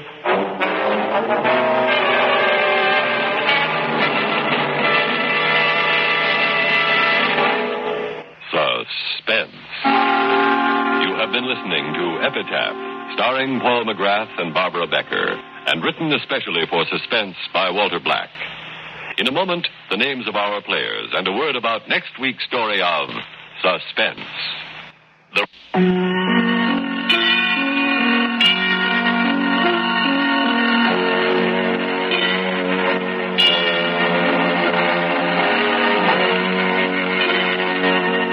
Suspense is produced and directed by Bruno Zerato Jr., musical supervision by Ethel Huber. Heard in tonight's story were Frank Behrens as Aaron Jenkins, Mary Michael as Agatha, Joan Loring as Mary. Listen again next week when we return with The Man Who Knew How to Hate, written by Walter Black. Another tale well calculated to keep you in suspense. To a helping of Bing Crosby, add Rosemary Clooney every weekday on the CBS Radio Network. 63 years ago, July 9th, 1961, Suspense on Classic Radio Theater with Wyatt Cox. McGrath's voice sound familiar? He was the original host, Raymond, on Inner Sanctum Mysteries. He also was on episodes of Crime Doctor, Big Sister, Young Dr. Malone. Did a lot of television work as well. 30 stage plays. He died of a heart attack in his sleep in London in 1978, 2 days after his 74th birthday. Barbara Becker did a lot of soap opera work, including The Guiding Light and The Road of Life. Alrighty, going back 63 years, wrapping up our look at Sunday, July 9th, 1961, Suspense, here on Classic Radio Theater. Another name that we talk about a lot, Elliot Lewis. This time not as a producer-director, nor is he he is an actor, but not in an episode of his own doing. This is in an episode of The Whistler and the Two Lives of Colby Fletcher. That's next.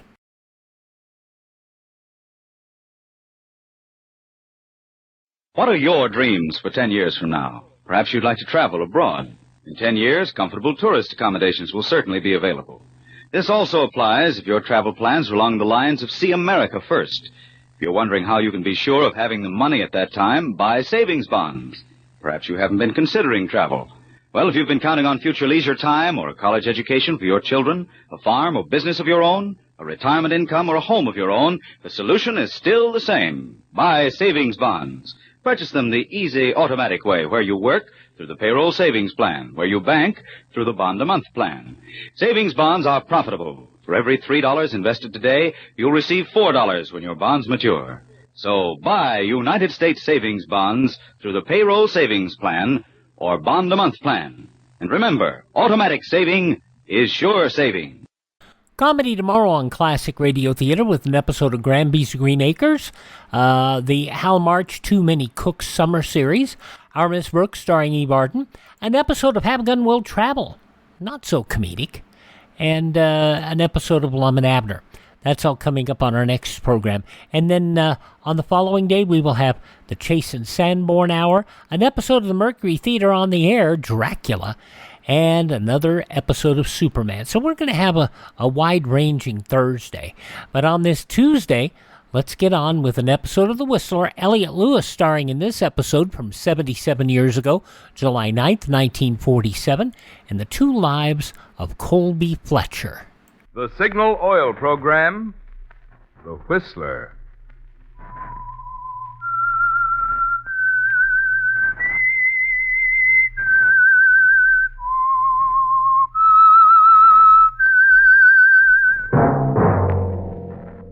That whistle is your signal for the signal oil program, The Whistler.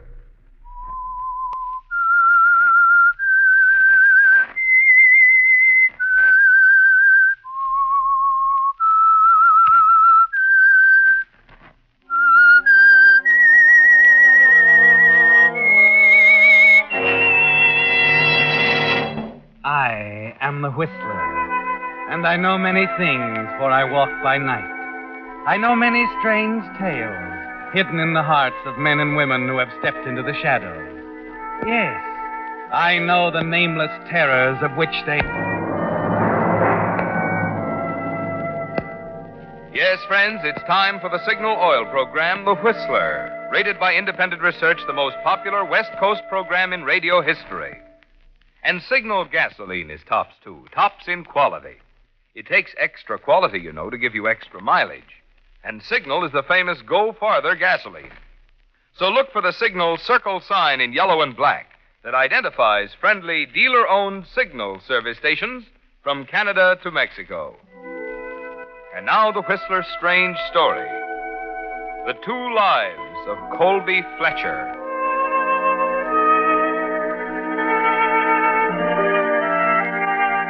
There was a white fury inside the man at the wheel of the black sedan, speeding down the deserted highway from Port Rialto toward East Riverton. The tight grip on the wheel made Colby Fletcher's arms ache with fatigue. He stared blankly at the white center line of the highway, unreeling under the glare of his headlights.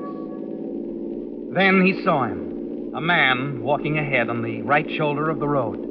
There was no pausing to consider, no arguing with himself. The decision was automatic and instantaneous. He glanced quickly in the rearview mirror. There was no one behind him. He pulled lightly on the wheel, angled the car off on the shoulder, farther and farther. The man was close now. He gripped the wheel tighter. His foot went down on the accelerator. Then, with a split second to go, the man on the road jumped.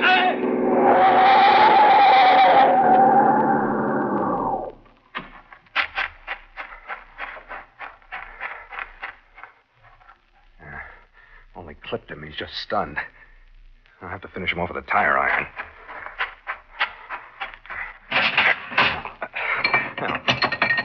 Where the devil did I put that darn thing? I thought it... Oh, car.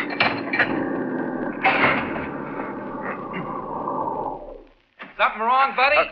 Yeah, glad you came by. What's the matter? Over this way, hit and run. Some guy right ahead of me in a yellow convertible. Didn't even slow down. Oh, is he hurt, Fred? I don't know. I was just looking at my first aid kit when you drove Sure. up. Oh, he's going to be all right. He couldn't have been hit hard. Yeah.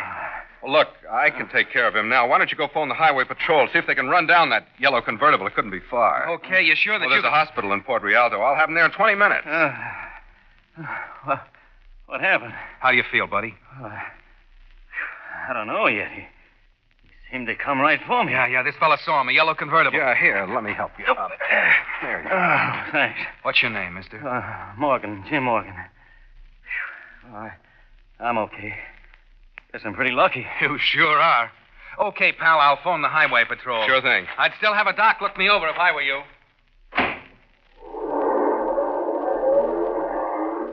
I guess I'm still in one piece. Well, that stupid jerk, he could have killed me. It was almost like he was trying to. Well, he was probably drunk or something. Oh, say, I sure appreciate what you've done, mister. Oh, forget it. Where are you heading? Riverton. Well, you got a place to stay? No. Well, you need some rest right now. Look, why don't I take you with me? I have a laboratory in East Riverton. There's a spare cot in it. Often spend the night there myself. Well, I don't know. You sure? You won't be any trouble. Well, mister, I guess I'm in no position to choose. It's a deal.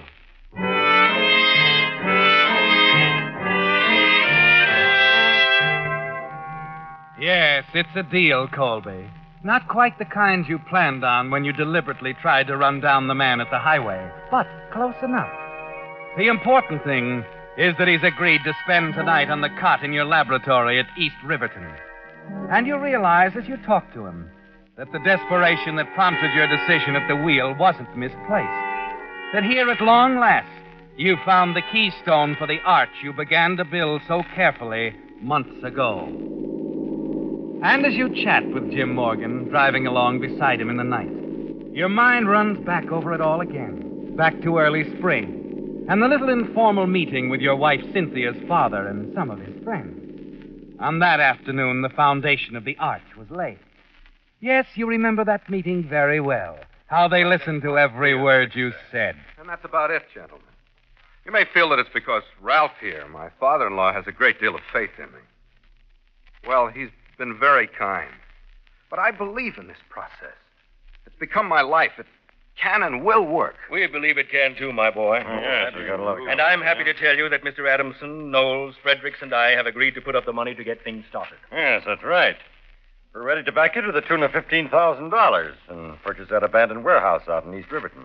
It'll make a final effort. We're not businessmen, Colby, but if Ralph says you're okay, that's good enough. Yes. Well, this is certainly good news. There's a lot of work ahead of me. The whole process for manufacturing artificial silk is still in the experimental stage, but with a little lab where I can work all by myself. We know, son, and we're counting on you to come through for us. Colby. Yes, sir. I understand that the work is quite dangerous. Yes, Mr. Knowles, it is. I'm sure you're all happy that I'll be doing my experimenting across the bridge in East Riverton. I'll try not to waste time. As soon as the lab is ready for me to start moving things in, the work will get underway.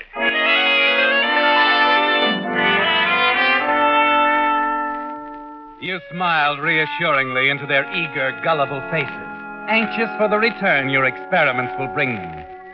You almost wish you could laugh openly at them. Tell them your so-called secret formula for artificial silk is available to any qualified chemist. But for the present, you can't tell anyone, Colby. Not even Cynthia, your wife. And then, a few weeks later, as you arrive home. Darling, I've got a wonderful dinner. How's it coming? Oh, all right, I guess. You'll be starting work next week, won't you? Yeah, You don't seem very excited. frankly, I'm not. What cold. I don't want to sound dramatic or anything, but this business of synthesizing silk is pretty dangerous, Cynthia.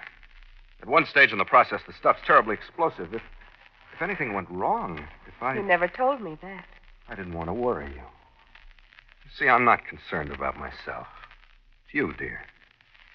If anything happens Don't to me, even think it, darling. you've got to face these things. If we could only afford some more insurance. But, dear, we have... Well, not enough. Cynthia, do you suppose you could speak to your father? But what could Father do? Well, I think it's up to him and his associates to provide proper protection for you. After all, it's their project. I see. Yes. All right, dear. When do you want me to speak to him? I start work Monday. You better do it tomorrow.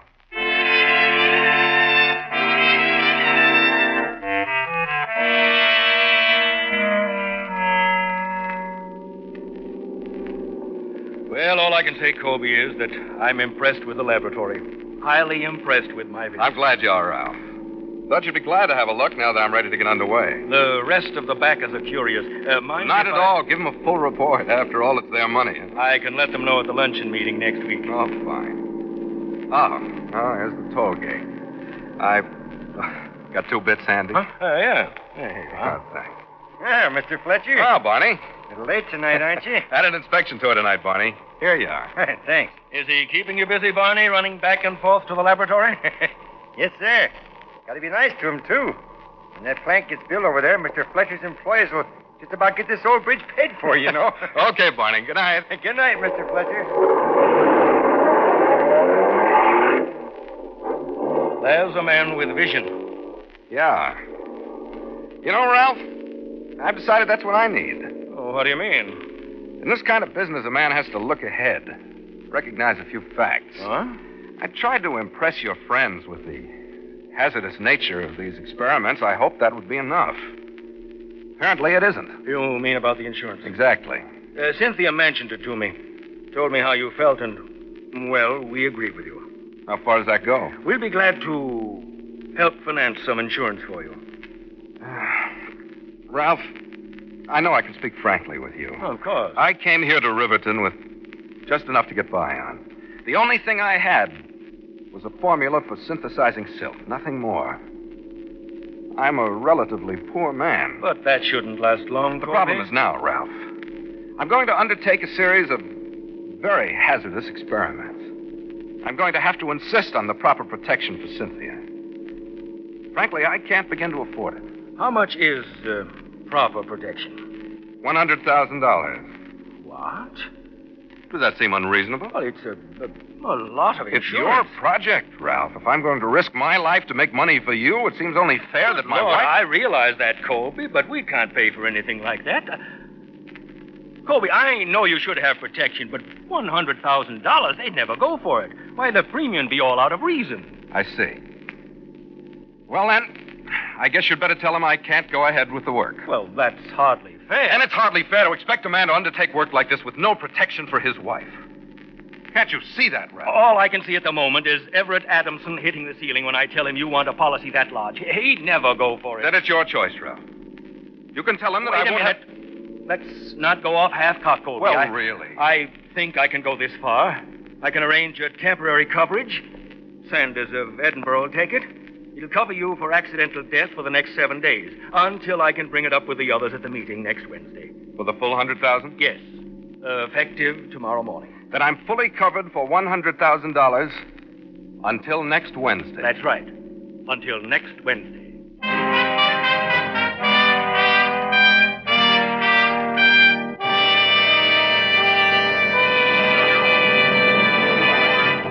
With the prologue of The Two Lives of Colby Fletcher, the Signal Oil Company is bringing you another strange story by The Whistler.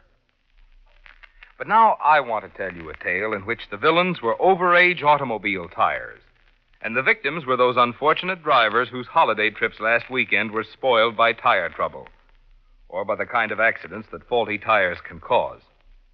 You know, most of those sad endings could have been happy endings if those drivers had stopped by their Signal service station and found out how little it would cost them to change to new Lee tires. For Lee prices are down. But here's the important point. Lee quality is up. With their patented double-life rayon cord construction, today's Lees are 25% better than pre-war. And remember, for 45 years, Lee of Conshohocken has made only the finest of first-line tires.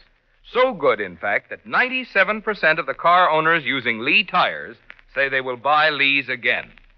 What's more, your Signal dealer can now arrange easy credit terms on new Lee tires. So treat yourself to a pleasant surprise.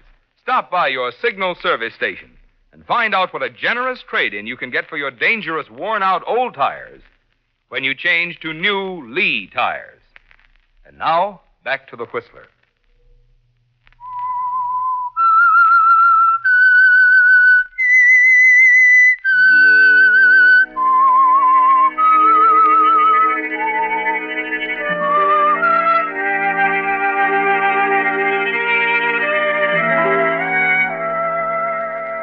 So it's almost over now, Colby.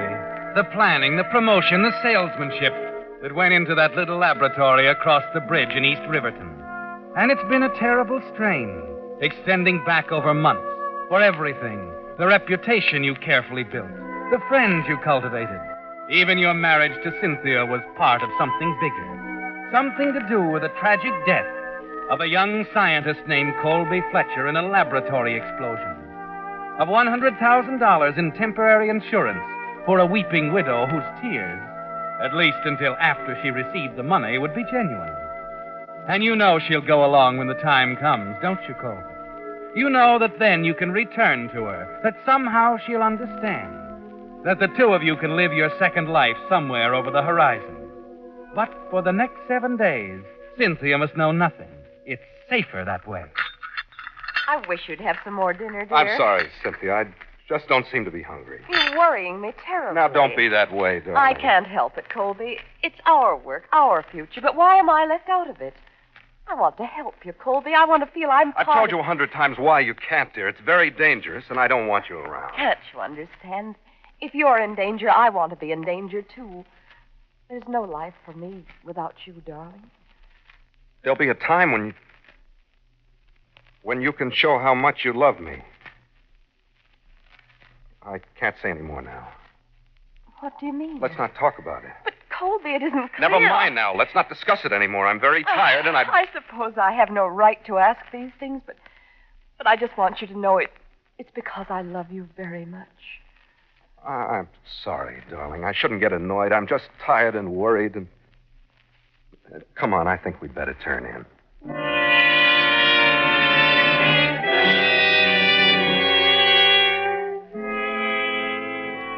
Yes, that's all you can tell her now, Colby. But you know Cynthia will stand by you when the time comes. And it's not far off now. You wish fervently that there were some way of postponing it, knowing that now you face the most important problem of all, that the arch is all but built, that the next step is to slide the keystone into place and make the structure sound and complete. Time means everything now, Colby. It has to happen fast. It's a little before noon the next day when you arrive at the little town of Port Rialto, 120 miles up the coast, and stop at the newspaper office. Yes, sir? Can I help you? Yes, I'd like to buy an ad in the classified section. I'll take care of it. Here, just write it out. Perhaps you can word it better. I want to hire someone, a man, unattached, not over 30, pleasant work, good salary. What kind of work? I'm afraid it's a little involved. I'd prefer to explain it to each applicant. All right. What about your address? I'll be conducting interviews here in town at the Rialto Hotel on Thursday and Friday. Rialto Hotel. Interviews Thursday and Friday. Yes. All right, fine. I'll just figure this up. And what's your name, sir? Maisley. Walter Maisley. All right. We'll have this ad in tomorrow and the next day, Mr. Maisley. I'm sure you'll get results.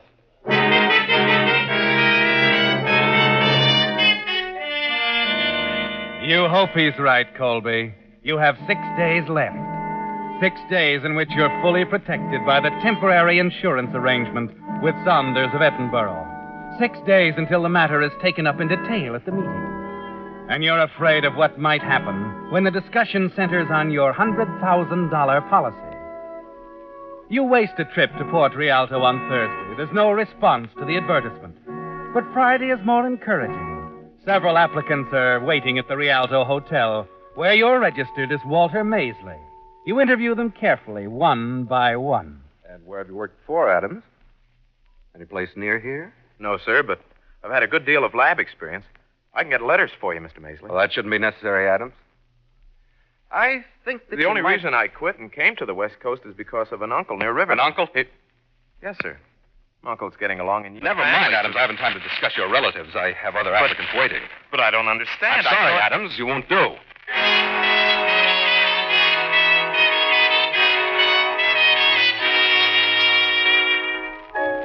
4 days now, Colby. And to make matters even more trying, Cynthia is beginning to bear down. But, Colby, darling, how can you say you didn't leave your laboratory all day? Is there anything so amazing about that? Well, as a matter of fact, there is. I telephoned you today, twice. You... See here, Cynthia, I don't want you calling me at the lab. I did go out once for some materials. I guess that's when you... Tell me, Colby, why are you making such an issue of this? There's every reason. I might be in the middle of a delicate experiment. I can't afford to risk interruptions. That's all. Now, please don't discuss it anymore, darling. All right, Colby. I won't call you anymore if it's that important.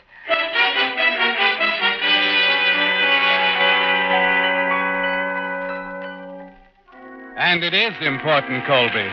So important that you decide to take a step now that you'd planned for the last minute. It's going that way now. They seem to be moving in from all sides, forcing your hand. I see, Mr. Fletcher. And is there any particular reason why you want an unlisted telephone number? Naturally, there's a reason. I'm working at my laboratory on some highly important experiments, and I can't risk being disturbed. All right, sir. Please see that this telephone number is not given out under any circumstances to anyone. Is that clear? Yes, Mr. Fletcher. We'll take care of it.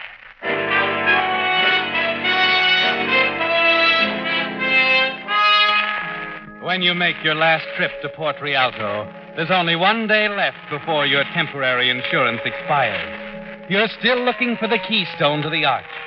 You haven't slept for nights. It's unbearably hot as you interview the little group of candidates at the Rialto Hotel. You're edgy and nervous. Then it comes. At last, Colby, you've got it. He's about your age, naive, a little stupid, and exactly right. Well, that's it, Mr. Maisley. That's all there is to recommend me. Not much, I'll admit. No, not much, Garner, but I think you'll do. Well... The fact that you haven't a reputation in experimental work simply means that you'll work harder to get one. Well, that's a very generous point of view. Why not at all? I was afraid when I told you I didn't even have a relative you could write to about me that I wouldn't have a chance. Face value is good enough for me, Garner. When can you start? Well, I haven't much to clear up here in town. I could take a bus down to East Riverton tomorrow night. You won't have to do that. I'll pick you up. Where are you staying? Crescent Motor Car. How about 7 o'clock? I'll be waiting. Fine. Oh. And in the meantime, Garner, I'd prefer you didn't discuss this with anyone. Our work has to be confidential for a while. I understand, sir. Not a word.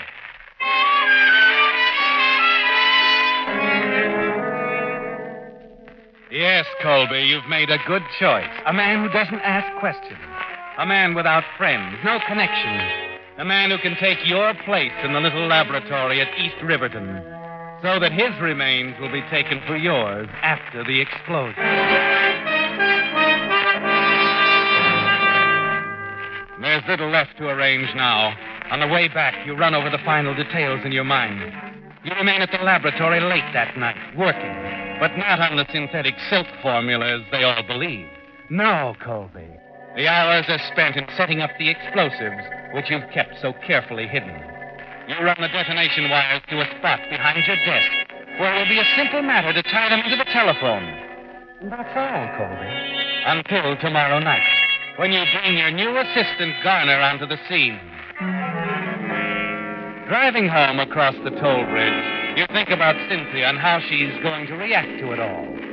Somehow, you're not worried about her. She loves you, doesn't she, Colby? And you said just enough to her.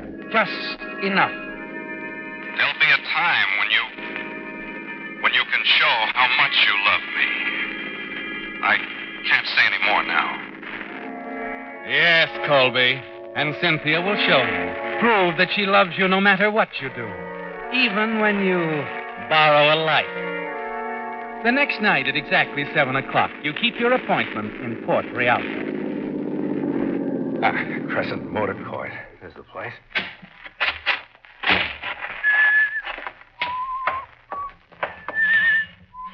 Good evening. I'm looking for a man by the name of Garner. Want a cabin, mister? We got a vacancy. Oh, no. I was to meet a chap who's staying here. His name's Garner. Garner? Oh, you're Mr. Maisley. That's right. Yeah. Garner went back to Chicago. Got a call from some woman. What? Yeah, that's why we got a vacancy. Gone? Of all the rotten luck. Oh, disappoint you, did he, Maisley? Spoil some plans or something? What? Huh? Impatient fella. Think it was my fault.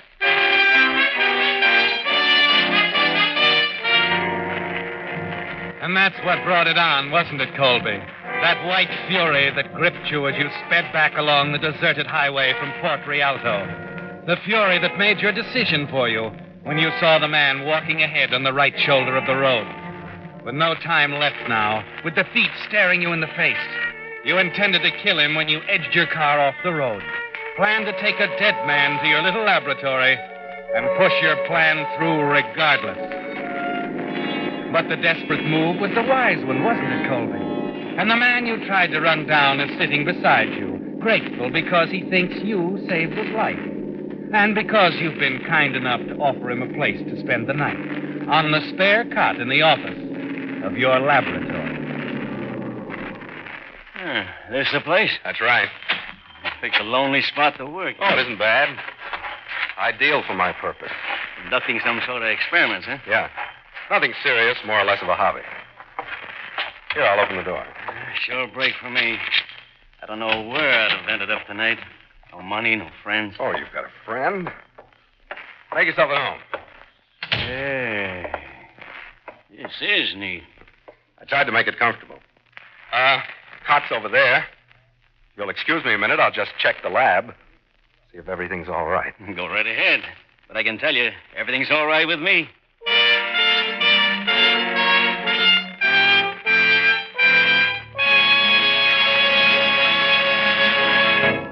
The Whistler will return in just a moment with the strange ending to tonight's story. There's no mystery, however, to the story I'm about to tell you. The ever-increasing swing to signal. Starting with just a handful of stations in Southern California, the Signal organization has grown and grown year after year. Until today, dealer-owned Signal stations serve 6 western states from Canada to Mexico. Obviously, folks who have tried Signal, the famous Go Farther gasoline, must like it. Yes, they do like it, and for good reasons. Not only for Signal's famous mileage, but for the thing which makes that mileage possible, the extra efficiency Signal gasoline gets from your engine. And remember, extra engine efficiency means extra performance for your car, extra driving pleasure for you. That's why Signal says, if it's the tops in quality you want, when you buy gasoline, there are just two things to keep in mind. One, it takes extra quality to go farther. And two, Signal is the famous Go Farther gasoline. And now back to the Whistler. So you've reached the most important point of all, Colby. And the months of planning and promotion behind the little laboratory at East Riverton are about to bring you the new life you've always longed for. The wealth and ease that will come with the insurance money Cynthia will receive when the laboratory and its only occupant are blown to bits. He's in the other room now, the man you picked up on the highway. And there's only one thing left to be done. Yes, Colby, you know every move by heart as you tie the detonation wires into the telephone, so that the first incoming call, the call you plan to make in a few minutes after you leave, will set off the hidden explosives. You give the last wire a final twist, drop the pliers in your pocket, and casually walk back into the other room. Well, she's all shipshape. I hope you'll be very... Wait a minute. What are you doing? Sorry, pal. I guess I would have been cozy here, but I'm not staying. Well, that gun, what are you doing? I said I'm sorry. You've been awful nice to me, but I gotta keep moving. Well, look, you don't need a gun. Take my car. I'm wanted, pal. Don't that mean anything to you? I'm wanted by the police. But don't you see? Skip it. I'm gonna have to put you to sleep. Tie you up. I don't like to do this, but... No, you don't. Sorry, buddy. Gotta look like a struggle. You're too nice a guy to get mixed up helping a bum like me.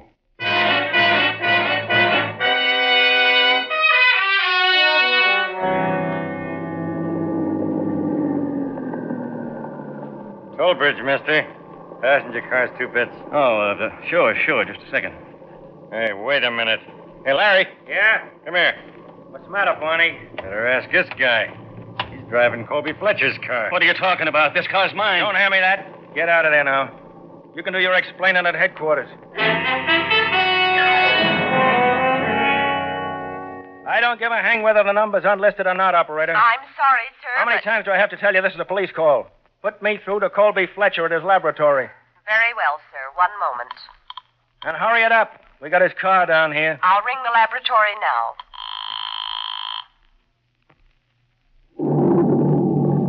Yeah, what was that? Sounded like an explosion. Operator, how are you doing on that call? I'm sorry, sir. There seems to be something wrong at the other end.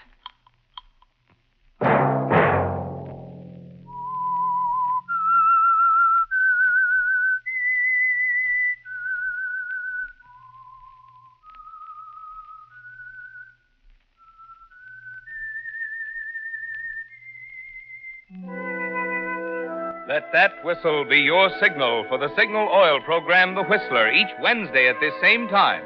Brought to you by the Signal Oil Company, marketers of Signal gasoline and motor oil and fine quality automotive accessories. Signal has asked me to remind you, to get the most driving pleasure, drive at sensible speeds, be courteous, and obey traffic regulations. It may save a life, possibly your own. Featured in tonight's story was Elliot Lewis. The Whistler was produced by George W. Allen with story by Joel Malone and Harold Swanton, music by Wilbur Hatch. Marvin Miller speaking. This is CBS, the Columbia Broadcasting System.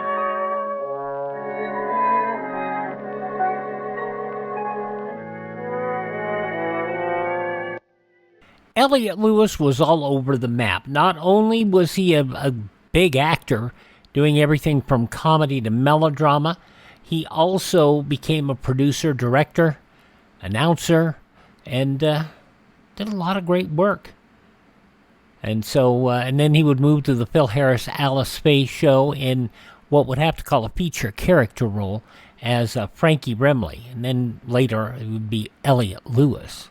So there you go. And he did radio production. And in fact, he participated strongly in the revivals of Mutual Radio's The Zero Hour and Sears Radio Theater, Mutual Radio Theater. He did a lot of great work. There you go. From 77 years ago, July 9th, 1947, 77 years ago today, The Whistler. Up next on Classic Radio Theater, we move to 1950 for an episode of Jeff Regan Investigator.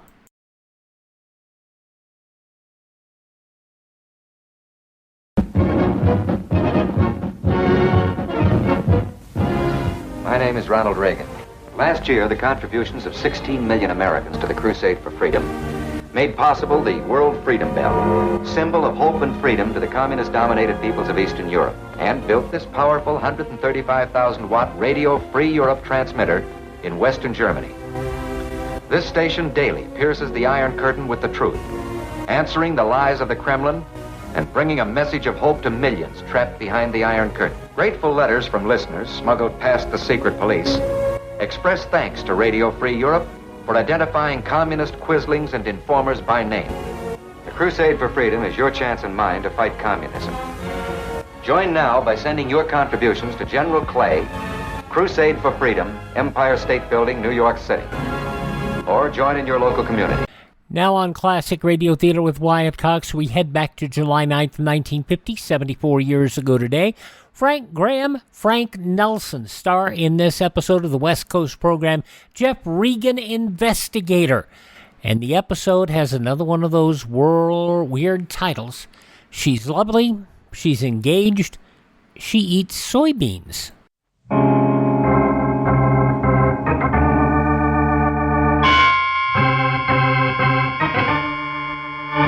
My name's Regan. I work for Anthony J. Lyon, Detective Bureau. They call me the Lion's Eye.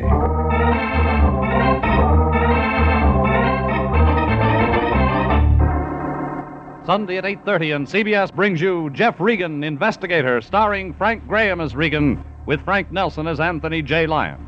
So stand by for mystery and suspense and adventure in tonight's transcribed story.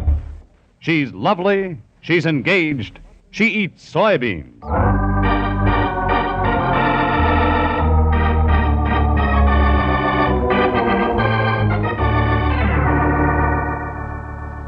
This one revolved around a beauty, the kind that drives some men mad, some to murder. Her name, last week, was Miss Fireworks on the 4th, but she didn't have to worry about catching on fire. Everything was insured. But there was somebody that didn't like her in a bathing suit, and a big guy that shot skeet and never missed. But once. I got a call from my boss, the Lion, last Wednesday morning before breakfast. Said he had to see me right away. When I got down to the Detective Bureau, the Lion was chewing slowly and holding a picture, Jeffrey. A photograph, to be exact. Chewing your cud, Lion? Wheat kernels, Jeffrey. Sunny fruit of Mother Earth. I saved some for your breakfast. Where's the marmalade? Don't scoff, my boy. These golden grains of patented wheat. Who's got a patent on wheat? Steve Albright. And this isn't just any wheat. It's grown only in a sun-splashed acre of alluvial soil, watered by a gushing spring of, have a kernel, Jeffrey. Thanks. It's the new miracle health food, my boy. If you're heavy, it slims you. If you're lean, it builds you up. And you need only 10 kernels a day. Here, have another. The picture, Fatso. Yes, the picture. Well, look what the wheat has done for this girl, Jeffrey. Wrong side up. Yeah? Oh, yes. Ah, bathing beauty. Yeah, professional, my boy. He travels around the country doing... This. Yes. But there's trouble afoot, Jeffrey. This lovely girl is in some sort of danger. What kind? That's your job, my boy. You must find out. Our retainer of $150 says you do. Who's Steve Albright? Her manager. He left me these pictures of the girl, and when I asked how she managed to keep her figure... He produced a sack of wheat and said, chew slowly. Something like that. What's the girl's name? Name? I guess I forgot to ask. You're right. Doesn't make any matter. Where do I find the Steve Albright? Yeah, I have the address right here. Oh, you're improving. Here it is. Now give me back my picture and get right out there. Mr. Albright said this girl is a very valuable property.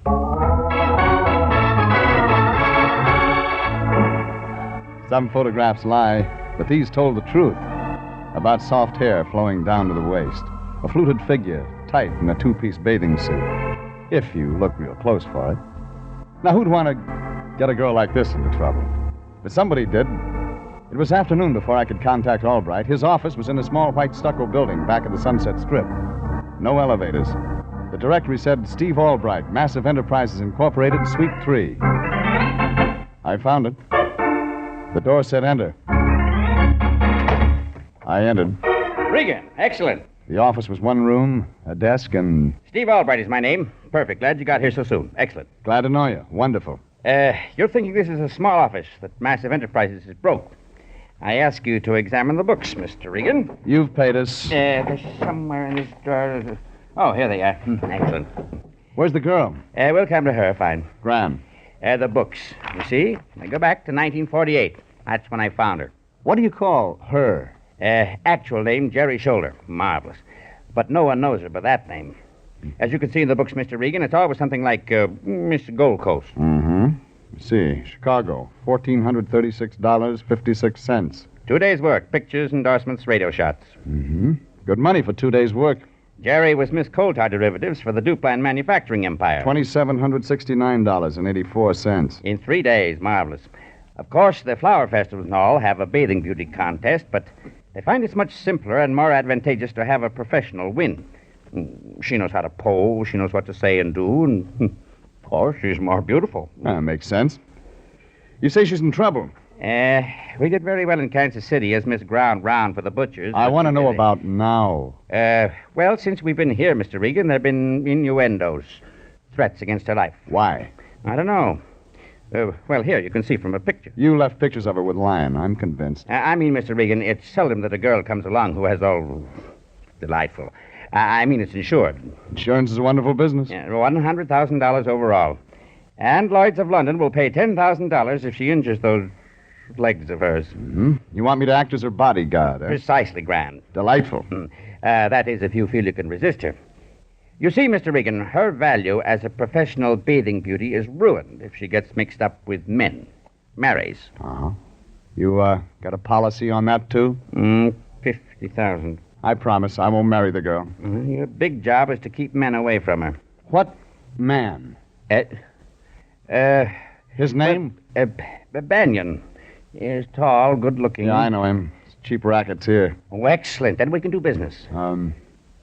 Just curiosity, Albright, but what about the golden grains of patented wheat? Oh, that's just a sideline of our enterprise, Mr. Regan. Women wonder how Jerry Shoulder managed to keep what you see in this photograph, so we started a little health food business on the side. Yeah, another thing, if something happens to Jerry Shoulder, who gets the insurance money? Massive Enterprises. Which is? Me. I checked the insurance policies. They seemed genuine. I asked where I could find Jerry Shoulder and was told the beauty parlor. Where else? And that's where I headed, only instead of a parlor, it was a beauty salon. The doors were plate glass, the doorman, an electric eye. The plate glass swung out. I swung in.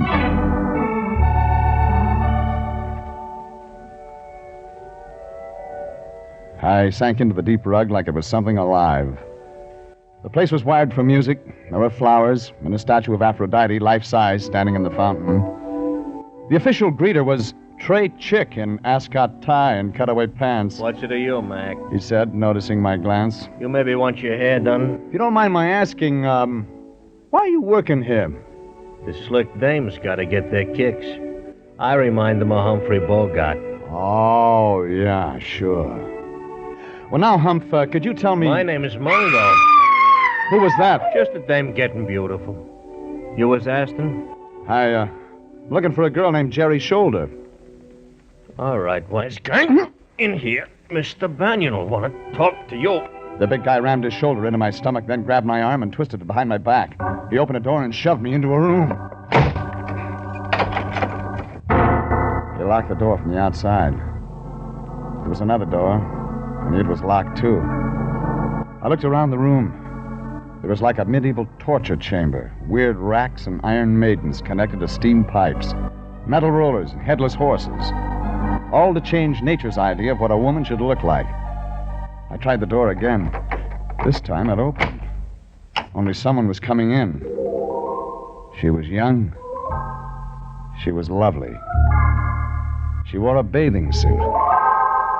tall, deeply tanned brunette, moving easily toward me on calendar legs. You want to see me? There's more? I'm Jerry Shoulder. I thought maybe. I don't get to meet men. I'm sorry you caught me looking like this. It's all right. You see, I just had my hair done and had to wrap it in a towel. Oh, yeah. Mungo tried to keep me out of here, but I persuaded him to let me come in. You wanted me for something? I'm your new bodyguard, lady. Steve's starting that again. Doesn't want you to get into trouble. Oh, you wouldn't let anything happen to me, would you, Mr. Regan? Oh, Mr. Regan, the lion's eye. Oh, I've heard of you. I've heard you're very good. On some things. Well, you mustn't pay too much attention to my manager, Your Mr. manager Regan. says you've been threatened. Oh, there must be some mistake. I've never been threatened in my life. Oh, pardon me while I climb up on my horse. Huh? Oh. There. Yeah. No, don't leave, Mr. Regan. Stay right here. It's time for my exercise. Do you have any idea who might want to do you bodily harm? I just love exercise, Mr. Regan. Yeah, sure. Could it be a man named Banyan?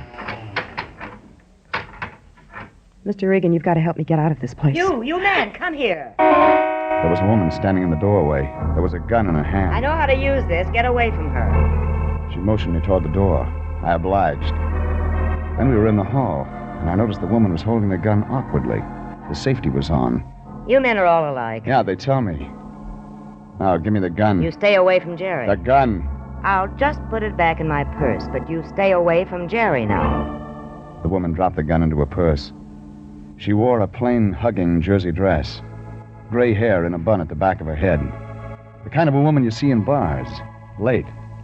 Alone. We've got to keep men away from Jerry. I'm sorry if I frightened you. Don't tell me you're a private eye. No. I'm Martha, Jerry's wardrobe mistress. I keep her bathing suits in cool, dry places. They're latex, you know. Do you know a man named Albright? Well, sure, that's Jerry's manager. He's the one that told me to protect Jerry, keep the men away. Well, then why didn't you do it? The way she came walking in, anybody could have got to her. I was busy for a moment in the back, looking for a cool, dry place. Does Jerry know a small-time racketeer named Banyan? Well, if she does, I don't know about it. And I'm with her constantly. Yeah, like today. Oh, I'll bet you're Jeff Regan. Yeah, so Albright told you I was on the case, He huh? tells me everything, Mr. Regan. Mm-hmm. Well, maybe he can tell you why Jerry didn't follow us out into the hall. It does seem strange. We better take a look in that room. Jerry's shoulder was gone, out the other door. But we still had a catch. Standing in the middle of the 17th century chamber of mechanical horrors was a 20th century mess. The ape in ascot tie and pearl buttons, only now his clothes were torn, his face scratched and bleeding. All right, where's the girl? I was only trying to help. Wake up, will you? Where is she? Mr. Banyan, he said... Banyan again. Keep her safe from guys. Snap out of it, will you? I couldn't hit his girl. I tried to hold her. She hit me and scratched me. Is she still in the building? She even screamed at me, but I couldn't hit his girl. Banyan, sure. And I know where to find him.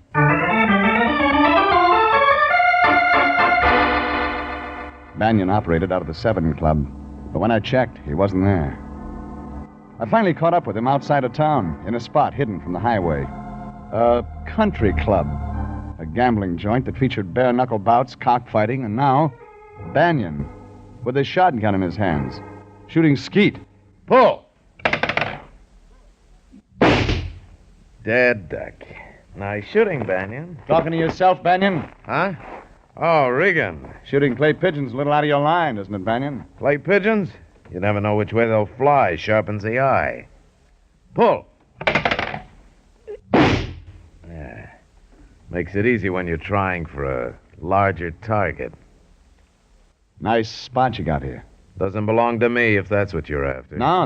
The way I read it, brand new beauty parlor belongs to you. Likewise, a guy named Mungo. That's your new front. Regan, it's a salon. Oh, yeah, I thought. What I'm after, Banyan, is a girl named Jerry Shoulder. Never heard of her. Beautiful, isn't she? Very. Look, I'm playing for keeps. Oh? You won't mind if I just slip a few more shells into my shotgun? Just remember, I don't scare. Oh, I'd almost forgotten. Open up, Banyan. Jerry Shoulder. You know what my enemies are saying, Regan? That Jerry's shoulder's as good as dead. Pull!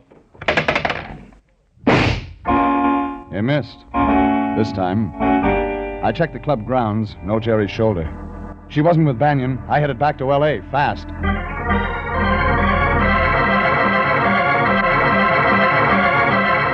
It was late when I reached L.A. I had to get the line. I phoned him at his apartment. Nobody home. I called again 15 minutes later. Still no answer. I was getting worried. I went to his apartment. He wasn't there. I checked with the janitor. He told me the line was on the roof. That's where I found him. In bed. Lion. Hey, Lion. Lion, Detective. Oh, it's you, Jeffrey. Why the Boy Scouting on the roof? I'm sleeping in nature's own clean, sweet air. Ah! My boy. I moved my cot up here just this evening. Look, Lion. Sleeping under the stars, just as Mother Nature intended. Lion, If Mr. Albright says my shoulder sleeps out even when it's raw, it's part of their health plan. Look at me, Jeffrey. I'm thinner already. You know, I've only had 8 kernels of the patented wheat today instead of 10. I did without dessert. Listen, Fatso, I'm heading for Jerry Shoulder's hotel. I want you to check on Banyan. You that low criminal? Find out where he's been the last few days, how he's been spending his time, everything. Keep an eye on him. All right, Jeffrey, if you insist. I insist. Do you think you'll find Miss Shoulder at a hotel? Maybe. If she's alive.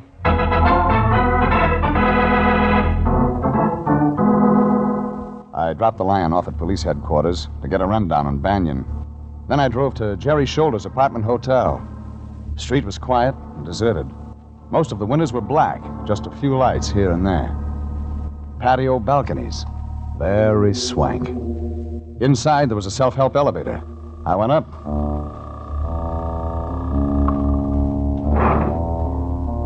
The elevator opened onto a long corridor.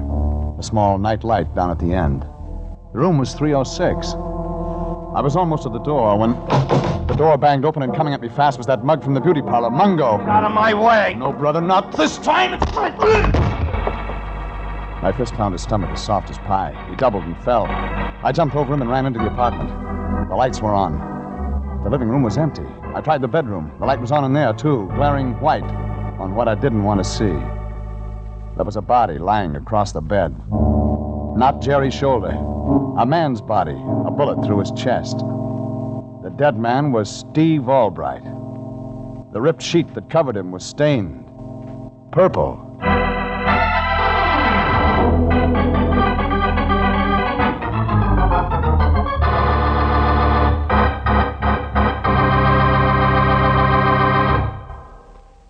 This is CBS, and you are listening to tonight's adventure with Jeff Regan, Investigator, entitled She's Lovely, She's Engaged, She Eats Soybeans.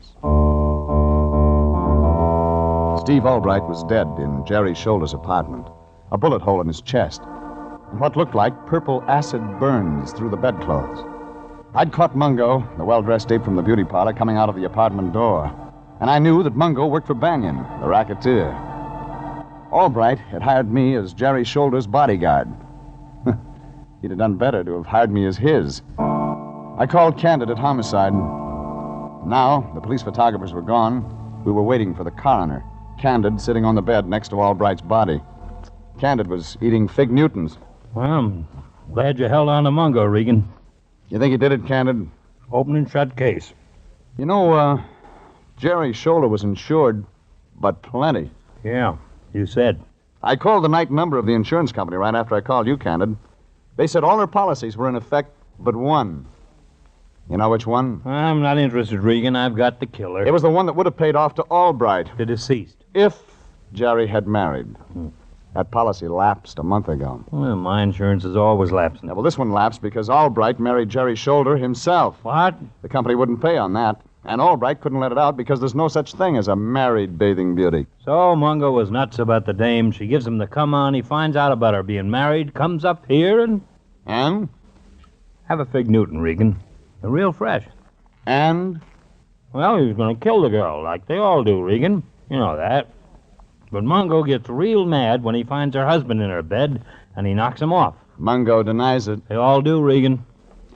You know, Candid, the way the bullet entered, looks like it was a hurry-up job. So Mungo was nervous. You know Mungo worked for Banyan. We've got the killer. Mind if I, turn out these lights? Hey, now, wait a... Regan, I can't see. Yeah, it's kind of dark in here. Regan, where are you? I feel something moving. There's a dead guy in here, Regan. Give your eyes a chance to get used to the dark. Oh, gee, turn the light on. Huh? Barely make out the figure on the bed. In the name of the law, Regan. Okay, Candid. I've got all I need here.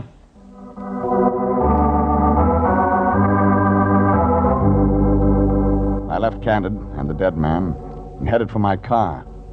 But I saw something across the street that stopped me. A long black convertible with the top up.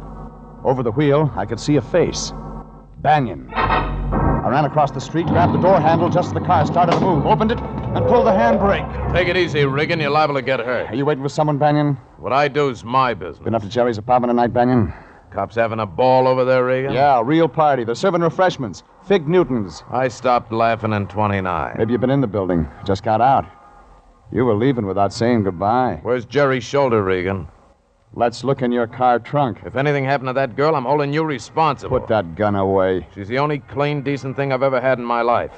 Something a peeper like you wouldn't understand. Try me. Jerry's shoulder and I are engaged to be married. You'll have to stand in line. Yeah? Quitting the rackets. Sure, at first I was just playing around with Jerry, but then I found she was... different. A decent dame. You've known Jerry's shoulder how long, Banyan? 3 weeks? Ever since she's been in town. Yeah, maybe 3 weeks. How'd you meet her? I answered a lonely heart's ad. Look, Banyan, I know you started that beauty shop front so you could meet Jerry there, or have her brought there so you could be nearer. Oh, let's stop fishing. Sorry, time's running out, Banyan. I gotta give it to you straight. Jerry's shoulder was married to Steve Albright. What? Why, you lying. Somebody's been killed in Jerry's shoulder's bed, and it looks like it might be a hubby. Maybe you better go take a look. Banyan ran upstairs, but I didn't have time to wait for his reaction. I had an appointment at Massive Enterprises.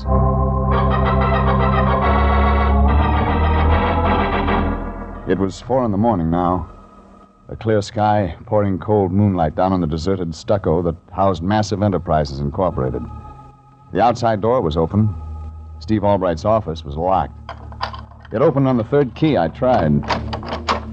I snapped the overhead light on. Everything just as I remembered it. I opened the desk and found what I wanted.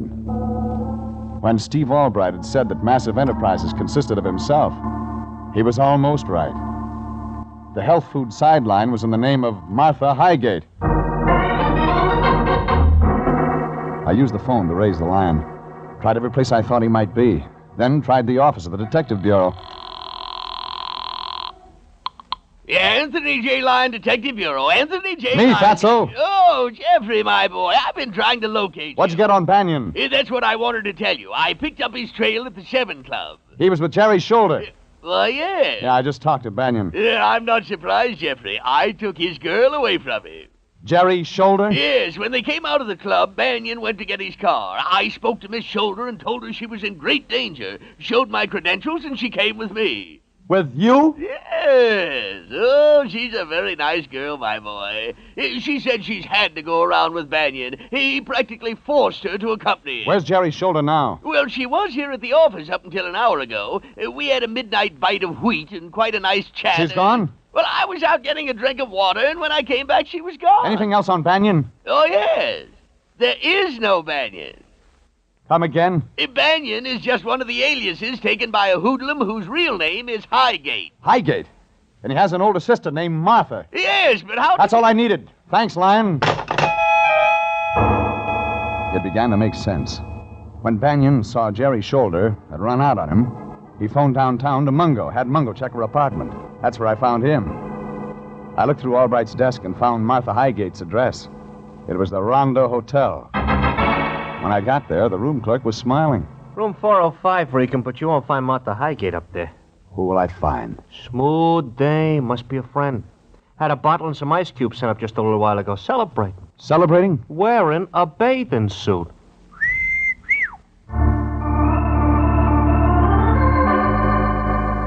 I went upstairs and knocked on the door. I waited. Then I felt the knob turn in my hand. The door opened.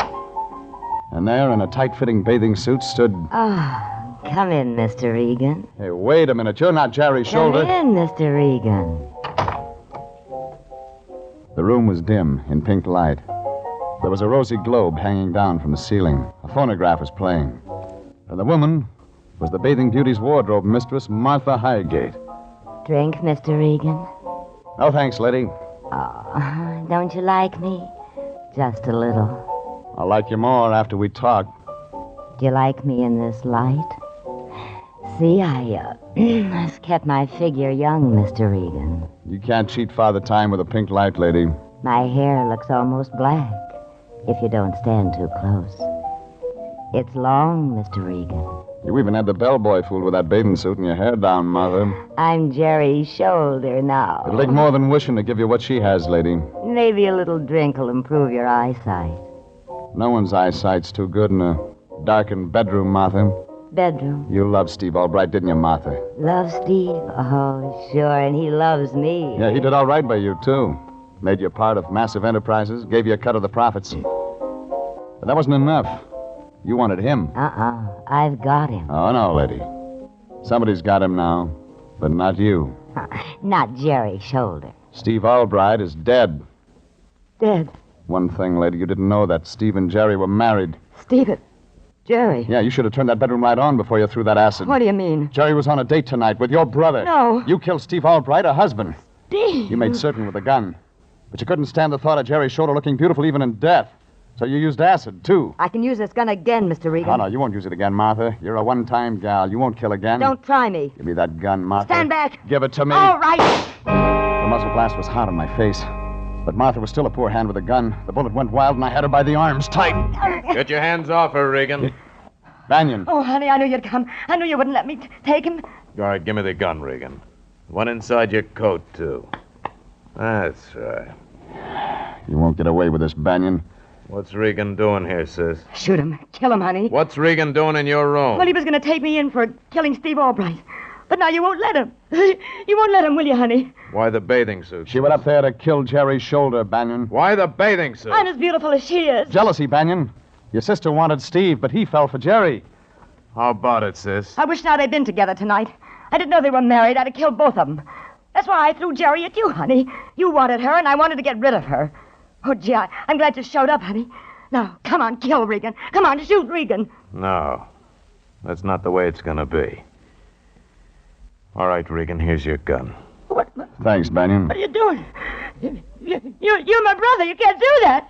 You can't turn me in. You don't need to worry about Martha, Regan. No, you can't. So Jerry was married. Well, all that's over for me. But you tried to kill her, Martha. So I'm turning you in myself. No, you can't. That'll hurt me. You're my brother. Yes, The woman in the you're my bathing brother. suit, flattered by the rosy light, allowed her brother to take her by the arm and lead her from the room.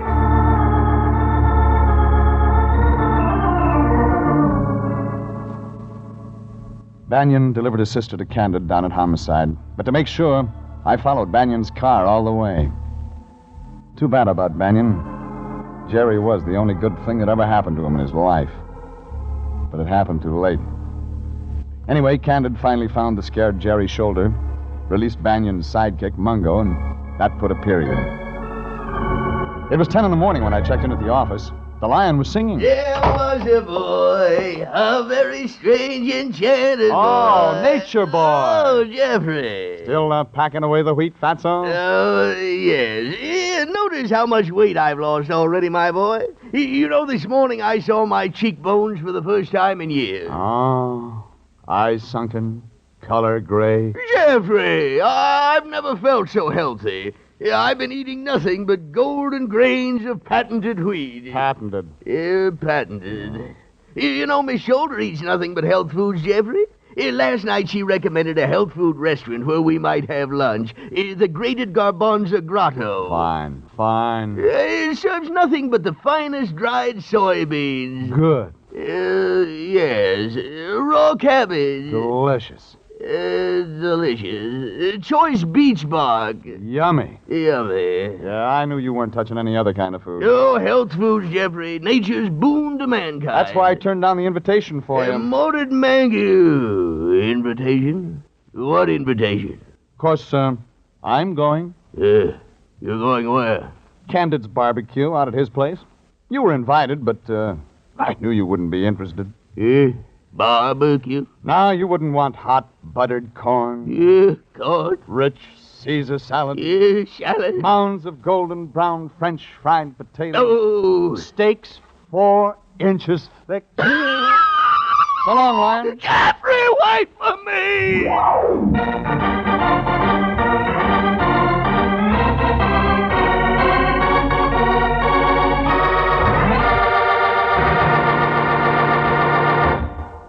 Jeff Regan, Investigator, is written by William Frug and Gilbert Thomas, produced and directed by Sterling Tracy, and stars Frank Graham as Regan, with Frank Nelson as Anthony J. Lyon. Original music is by Dick Arant. Jeff Regan, Investigator, is heard each week at the same time over CBS. Bob Stevenson speaking, reminding you that Jeff Regan will be back next week, transcribed.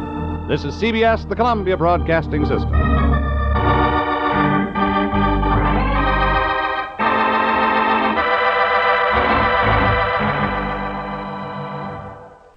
On the west coast of the United States, that's when you heard it. Jeff Regan Investigator from July 9th, 1950, 74 years ago today. Coming up tomorrow, Granby's Green Acres, Too Many Cooks, Our Miss Brooks, Have Gun Will Travel, and Lum and Abner.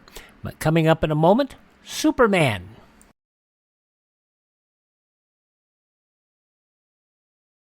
It's a strange quirk of human nature, but most of us never think, except in the most abstract way, of an accident ever happening to us. It's always the other fellow who's involved. But nevertheless, accidents go right on happening at an ever-increasing, alarming rate. And it can't always be happening only to the other fellow. For instance, 1 out of 5 families will have a traffic accident this year. Think of that. And how can you be sure you won't be that one? Well, there's one way of piling up some percentages in your favor. A few simple precautions will guarantee better accident odds for your family. For one thing, remember it's not always easy to stop quickly in wet weather. Drive so that you can stop when and if you want to. And always drive with a clean, clear windshield. There are a great many safety precautions, and for the most part, it's simply a matter of applying common sense to driving.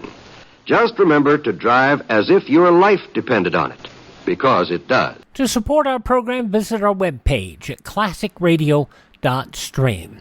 And now, another episode of Superman. This goes back 83 years to July 9th, 1941, and the conclusion of the White Plague. Presenting the transcription feature, Superman. Look, up in the sky. It's a bird. It's a plane. It's Superman. Yes, it's Superman, strange visitor from the planet Krypton, who came to Earth with powers and abilities far beyond those of mortal men. Superman, who can leap tall buildings at a single bound, race a speeding bullet to its target, bend steel in his bare hands, and who, disguised as Clark Kent, mild-mannered reporter for a great metropolitan newspaper, fights a never-ending battle for truth and justice. But before we join Superman, listen.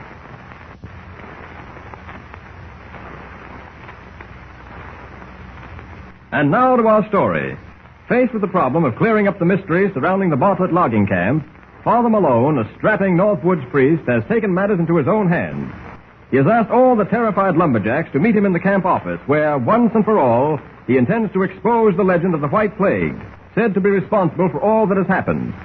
But before the lumberjacks arrive, Clark Kent, present in the office, together with Fred Harmon, manager of the camp, and Bill Dawson, its logging boss, makes a startling statement.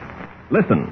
What was that you said, Kent? I said I don't think it'll be necessary to question the men, Father Malone. Well, it's the only way we'll ever get to the bottom of this. I think we're at the bottom now. Well, what do you mean? I know who was responsible for using the legend of the White Plague to terrify the camp. I know who murdered the 5 lumberjacks. Kent, do you know what you're saying? I don't make statements, Mr. Harmon, unless I'm quite sure of myself. Well, if you knew all this, Kent, why didn't you tell us a long time ago? I wasn't certain a long time ago, Father. I am now. I'd better tell the men not to come. You stay right where you are, Dawson. The men might be very interested in hearing what I have to say. No, Dawson's right, Kent. If you mean what you said, if you actually know who's been responsible for all this, we'd best not tell the men, not just yet. In their fury, they'd tear him to pieces. Go ahead, Bill. Ask them to wait a few minutes. Okay. Well, who is it, Kent?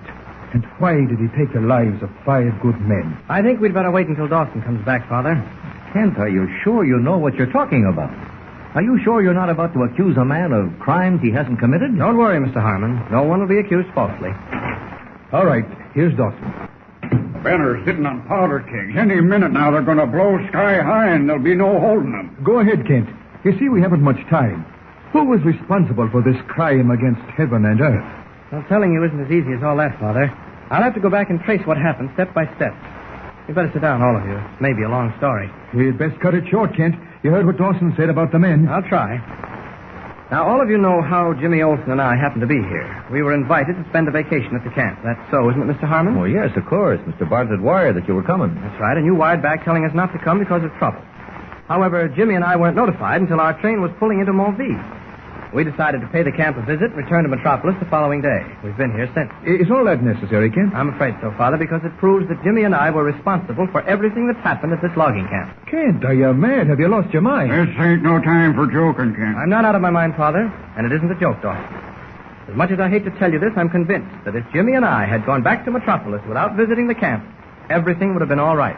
You're talking through your hat, Kent. 2 men were found dead before you ever set foot in the camp. I realize that. Those men lost their lives only because someone here knew I was on my way. I'm frank to admit that I don't follow this, Kent. It just doesn't make sense. Come to the point, man. Now, this is the point.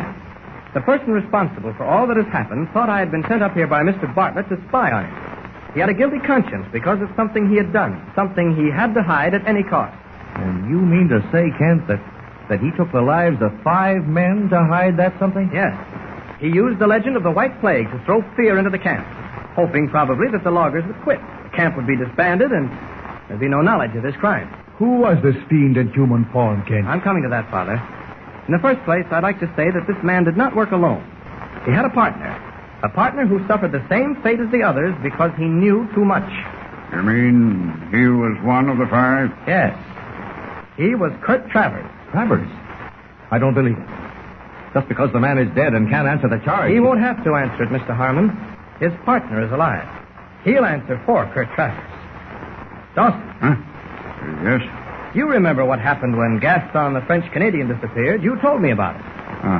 Sure I remember. Mr. Harmon and me were sitting in this room talking about the White Plague when we heard a scream. We ran out in a raging blizzard to see what had happened. Gaston was gone. We couldn't find him nowhere. Who told you it was Gaston who had screamed? Kurt Travers. The Canuck bunked in the same cabin with Travers. That's right. It was Travers who told you Gaston had screamed, and Travers who said he'd vanished. Well, I don't see that you're getting very far, Kent. What are you trying to prove? Simply that Travers lied. It wasn't Gaston who screamed. Gaston was too far away from the camp by that time. It was Travers. How do you know all this, Kent? Well, what I just told you is guesswork. That's what I'm afraid of. I'm afraid it's all guesswork. We can't fasten murder on a man because someone imagines he's guilty. The rest isn't imagination, Mr. Harmon. It's cold fact. The next thing that happened after Gaston escaped from wherever he was being held and staggered back through the blizzard only to die before he could talk was Sam Green's sudden collapse. You all remember that. Well, Kent, this isn't new to any of us. I know it isn't, Father, but every step must be traced. All right, go ahead. Well, Sam Green, as I told you once before, was poisoned. And you prove it? Yes. I have the poisoned sandwich he was eating when he keeled over. As a matter of fact, someone saw me pick that sandwich up out of the snow. One of your crew, Dawson. Who was it? Kurt Travers. He got frightened when he realized I had the evidence, and while you were giving Jimmy and myself instructions on how to drive the sled to camp, he sneaked off through the woods with a rifle and tried to get rid of us. I'm sorry to have to do this constantly, Kent, but that's something you can't prove either. Oh, yes, I can. You remember my telling you that rifle had been fired recently, Mr. Harmon? Yes, but Olaf the Swede said it hadn't been fired at all. I know, but Olaf and I were talking about different rifles. He wasn't with Dawson's crew that morning. I checked on that.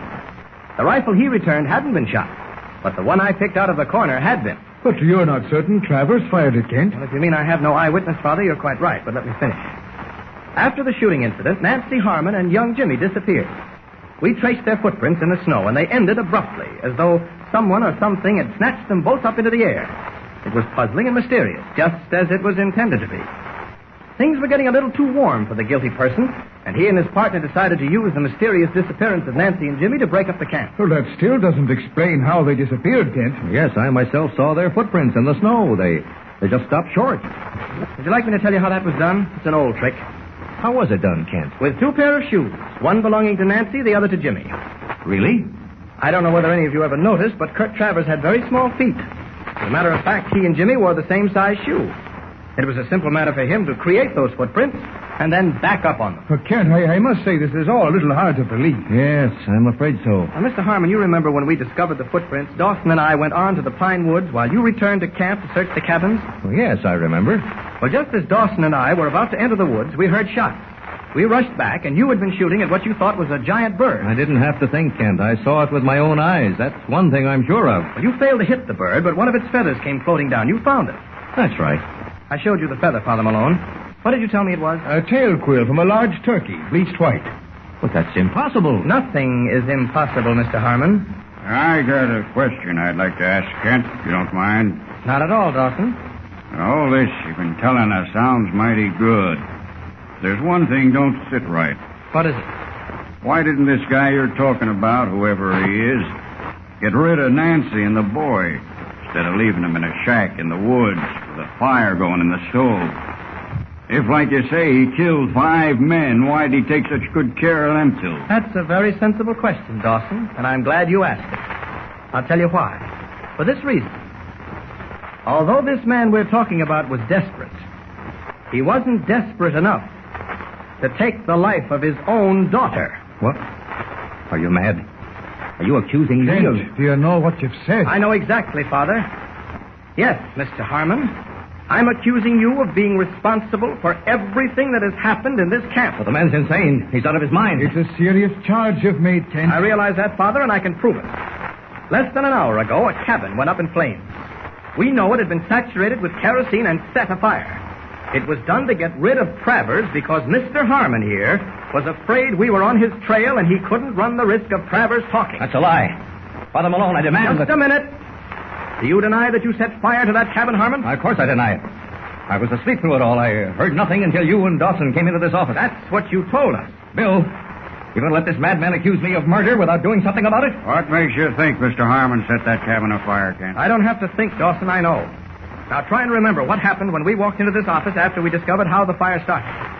Kurt Travers was stretched out on that couch. Is that right? Yeah, that's right.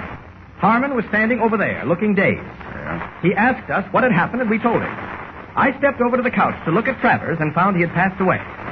Now, do you remember my asking you, Dawson, about a little puddle of water on the floor near the couch? Yeah. The snow melting off Mr. Harmon's shoes. Exactly. Snow melting off Mr. Harmon's shoes. He had been outside, walking through the snow, pouring kerosene around Travers' cabin, setting it on fire. Dawson, grab that rifle. Too late. Stand back, all of you. Put that gun down, Fred. Not on your life. Now stand back. I'll send a bullet through the first man that moves. You're making a big mistake, Harmon. This won't get you anywhere. I know where it'll get me. You're a pretty smart guy, Kent. But I'm one step ahead of you. I knew you were one of Bartlett's spies. I knew it. That's where you're wrong, Harmon. Oh, yeah? Who do you think you're kidding? Not me. I know what Bartlett sent you up here for, to check my accounts. Well, go ahead and check them. You'll find the company short the money for 30,000 feet of lumber, maybe more. I stole it, Kent. Tell that to Bartlett. I stole it to get enough to bring my daughter up like a lady, to take her out of logging camps. Now are you satisfied? Give me that rifle, Fred. Oh, no. Not even for you, Father. Think of Nancy, Fred. I've been thinking of her. That's what got me into this. Keep back, Father. I'm warning you. Look out. He'll shoot. Fred, I'm going to walk right up to you. And you're going to give me that rifle. Keep back. Keep back. Trapped in a maze of evidence that forced him to admit his guilt, Fred Harmon stands with his back against the wall as Father Malone, the Northwoods priest, slowly approaches him. Suddenly, the rifle in Harmon's hands thunders its message of death, and 3 men stare in shocked amazement. Something unexpected has happened. What is it? Listen to the next episode of Superman. Don't forget, tune in again for the next thrilling episode with Superman.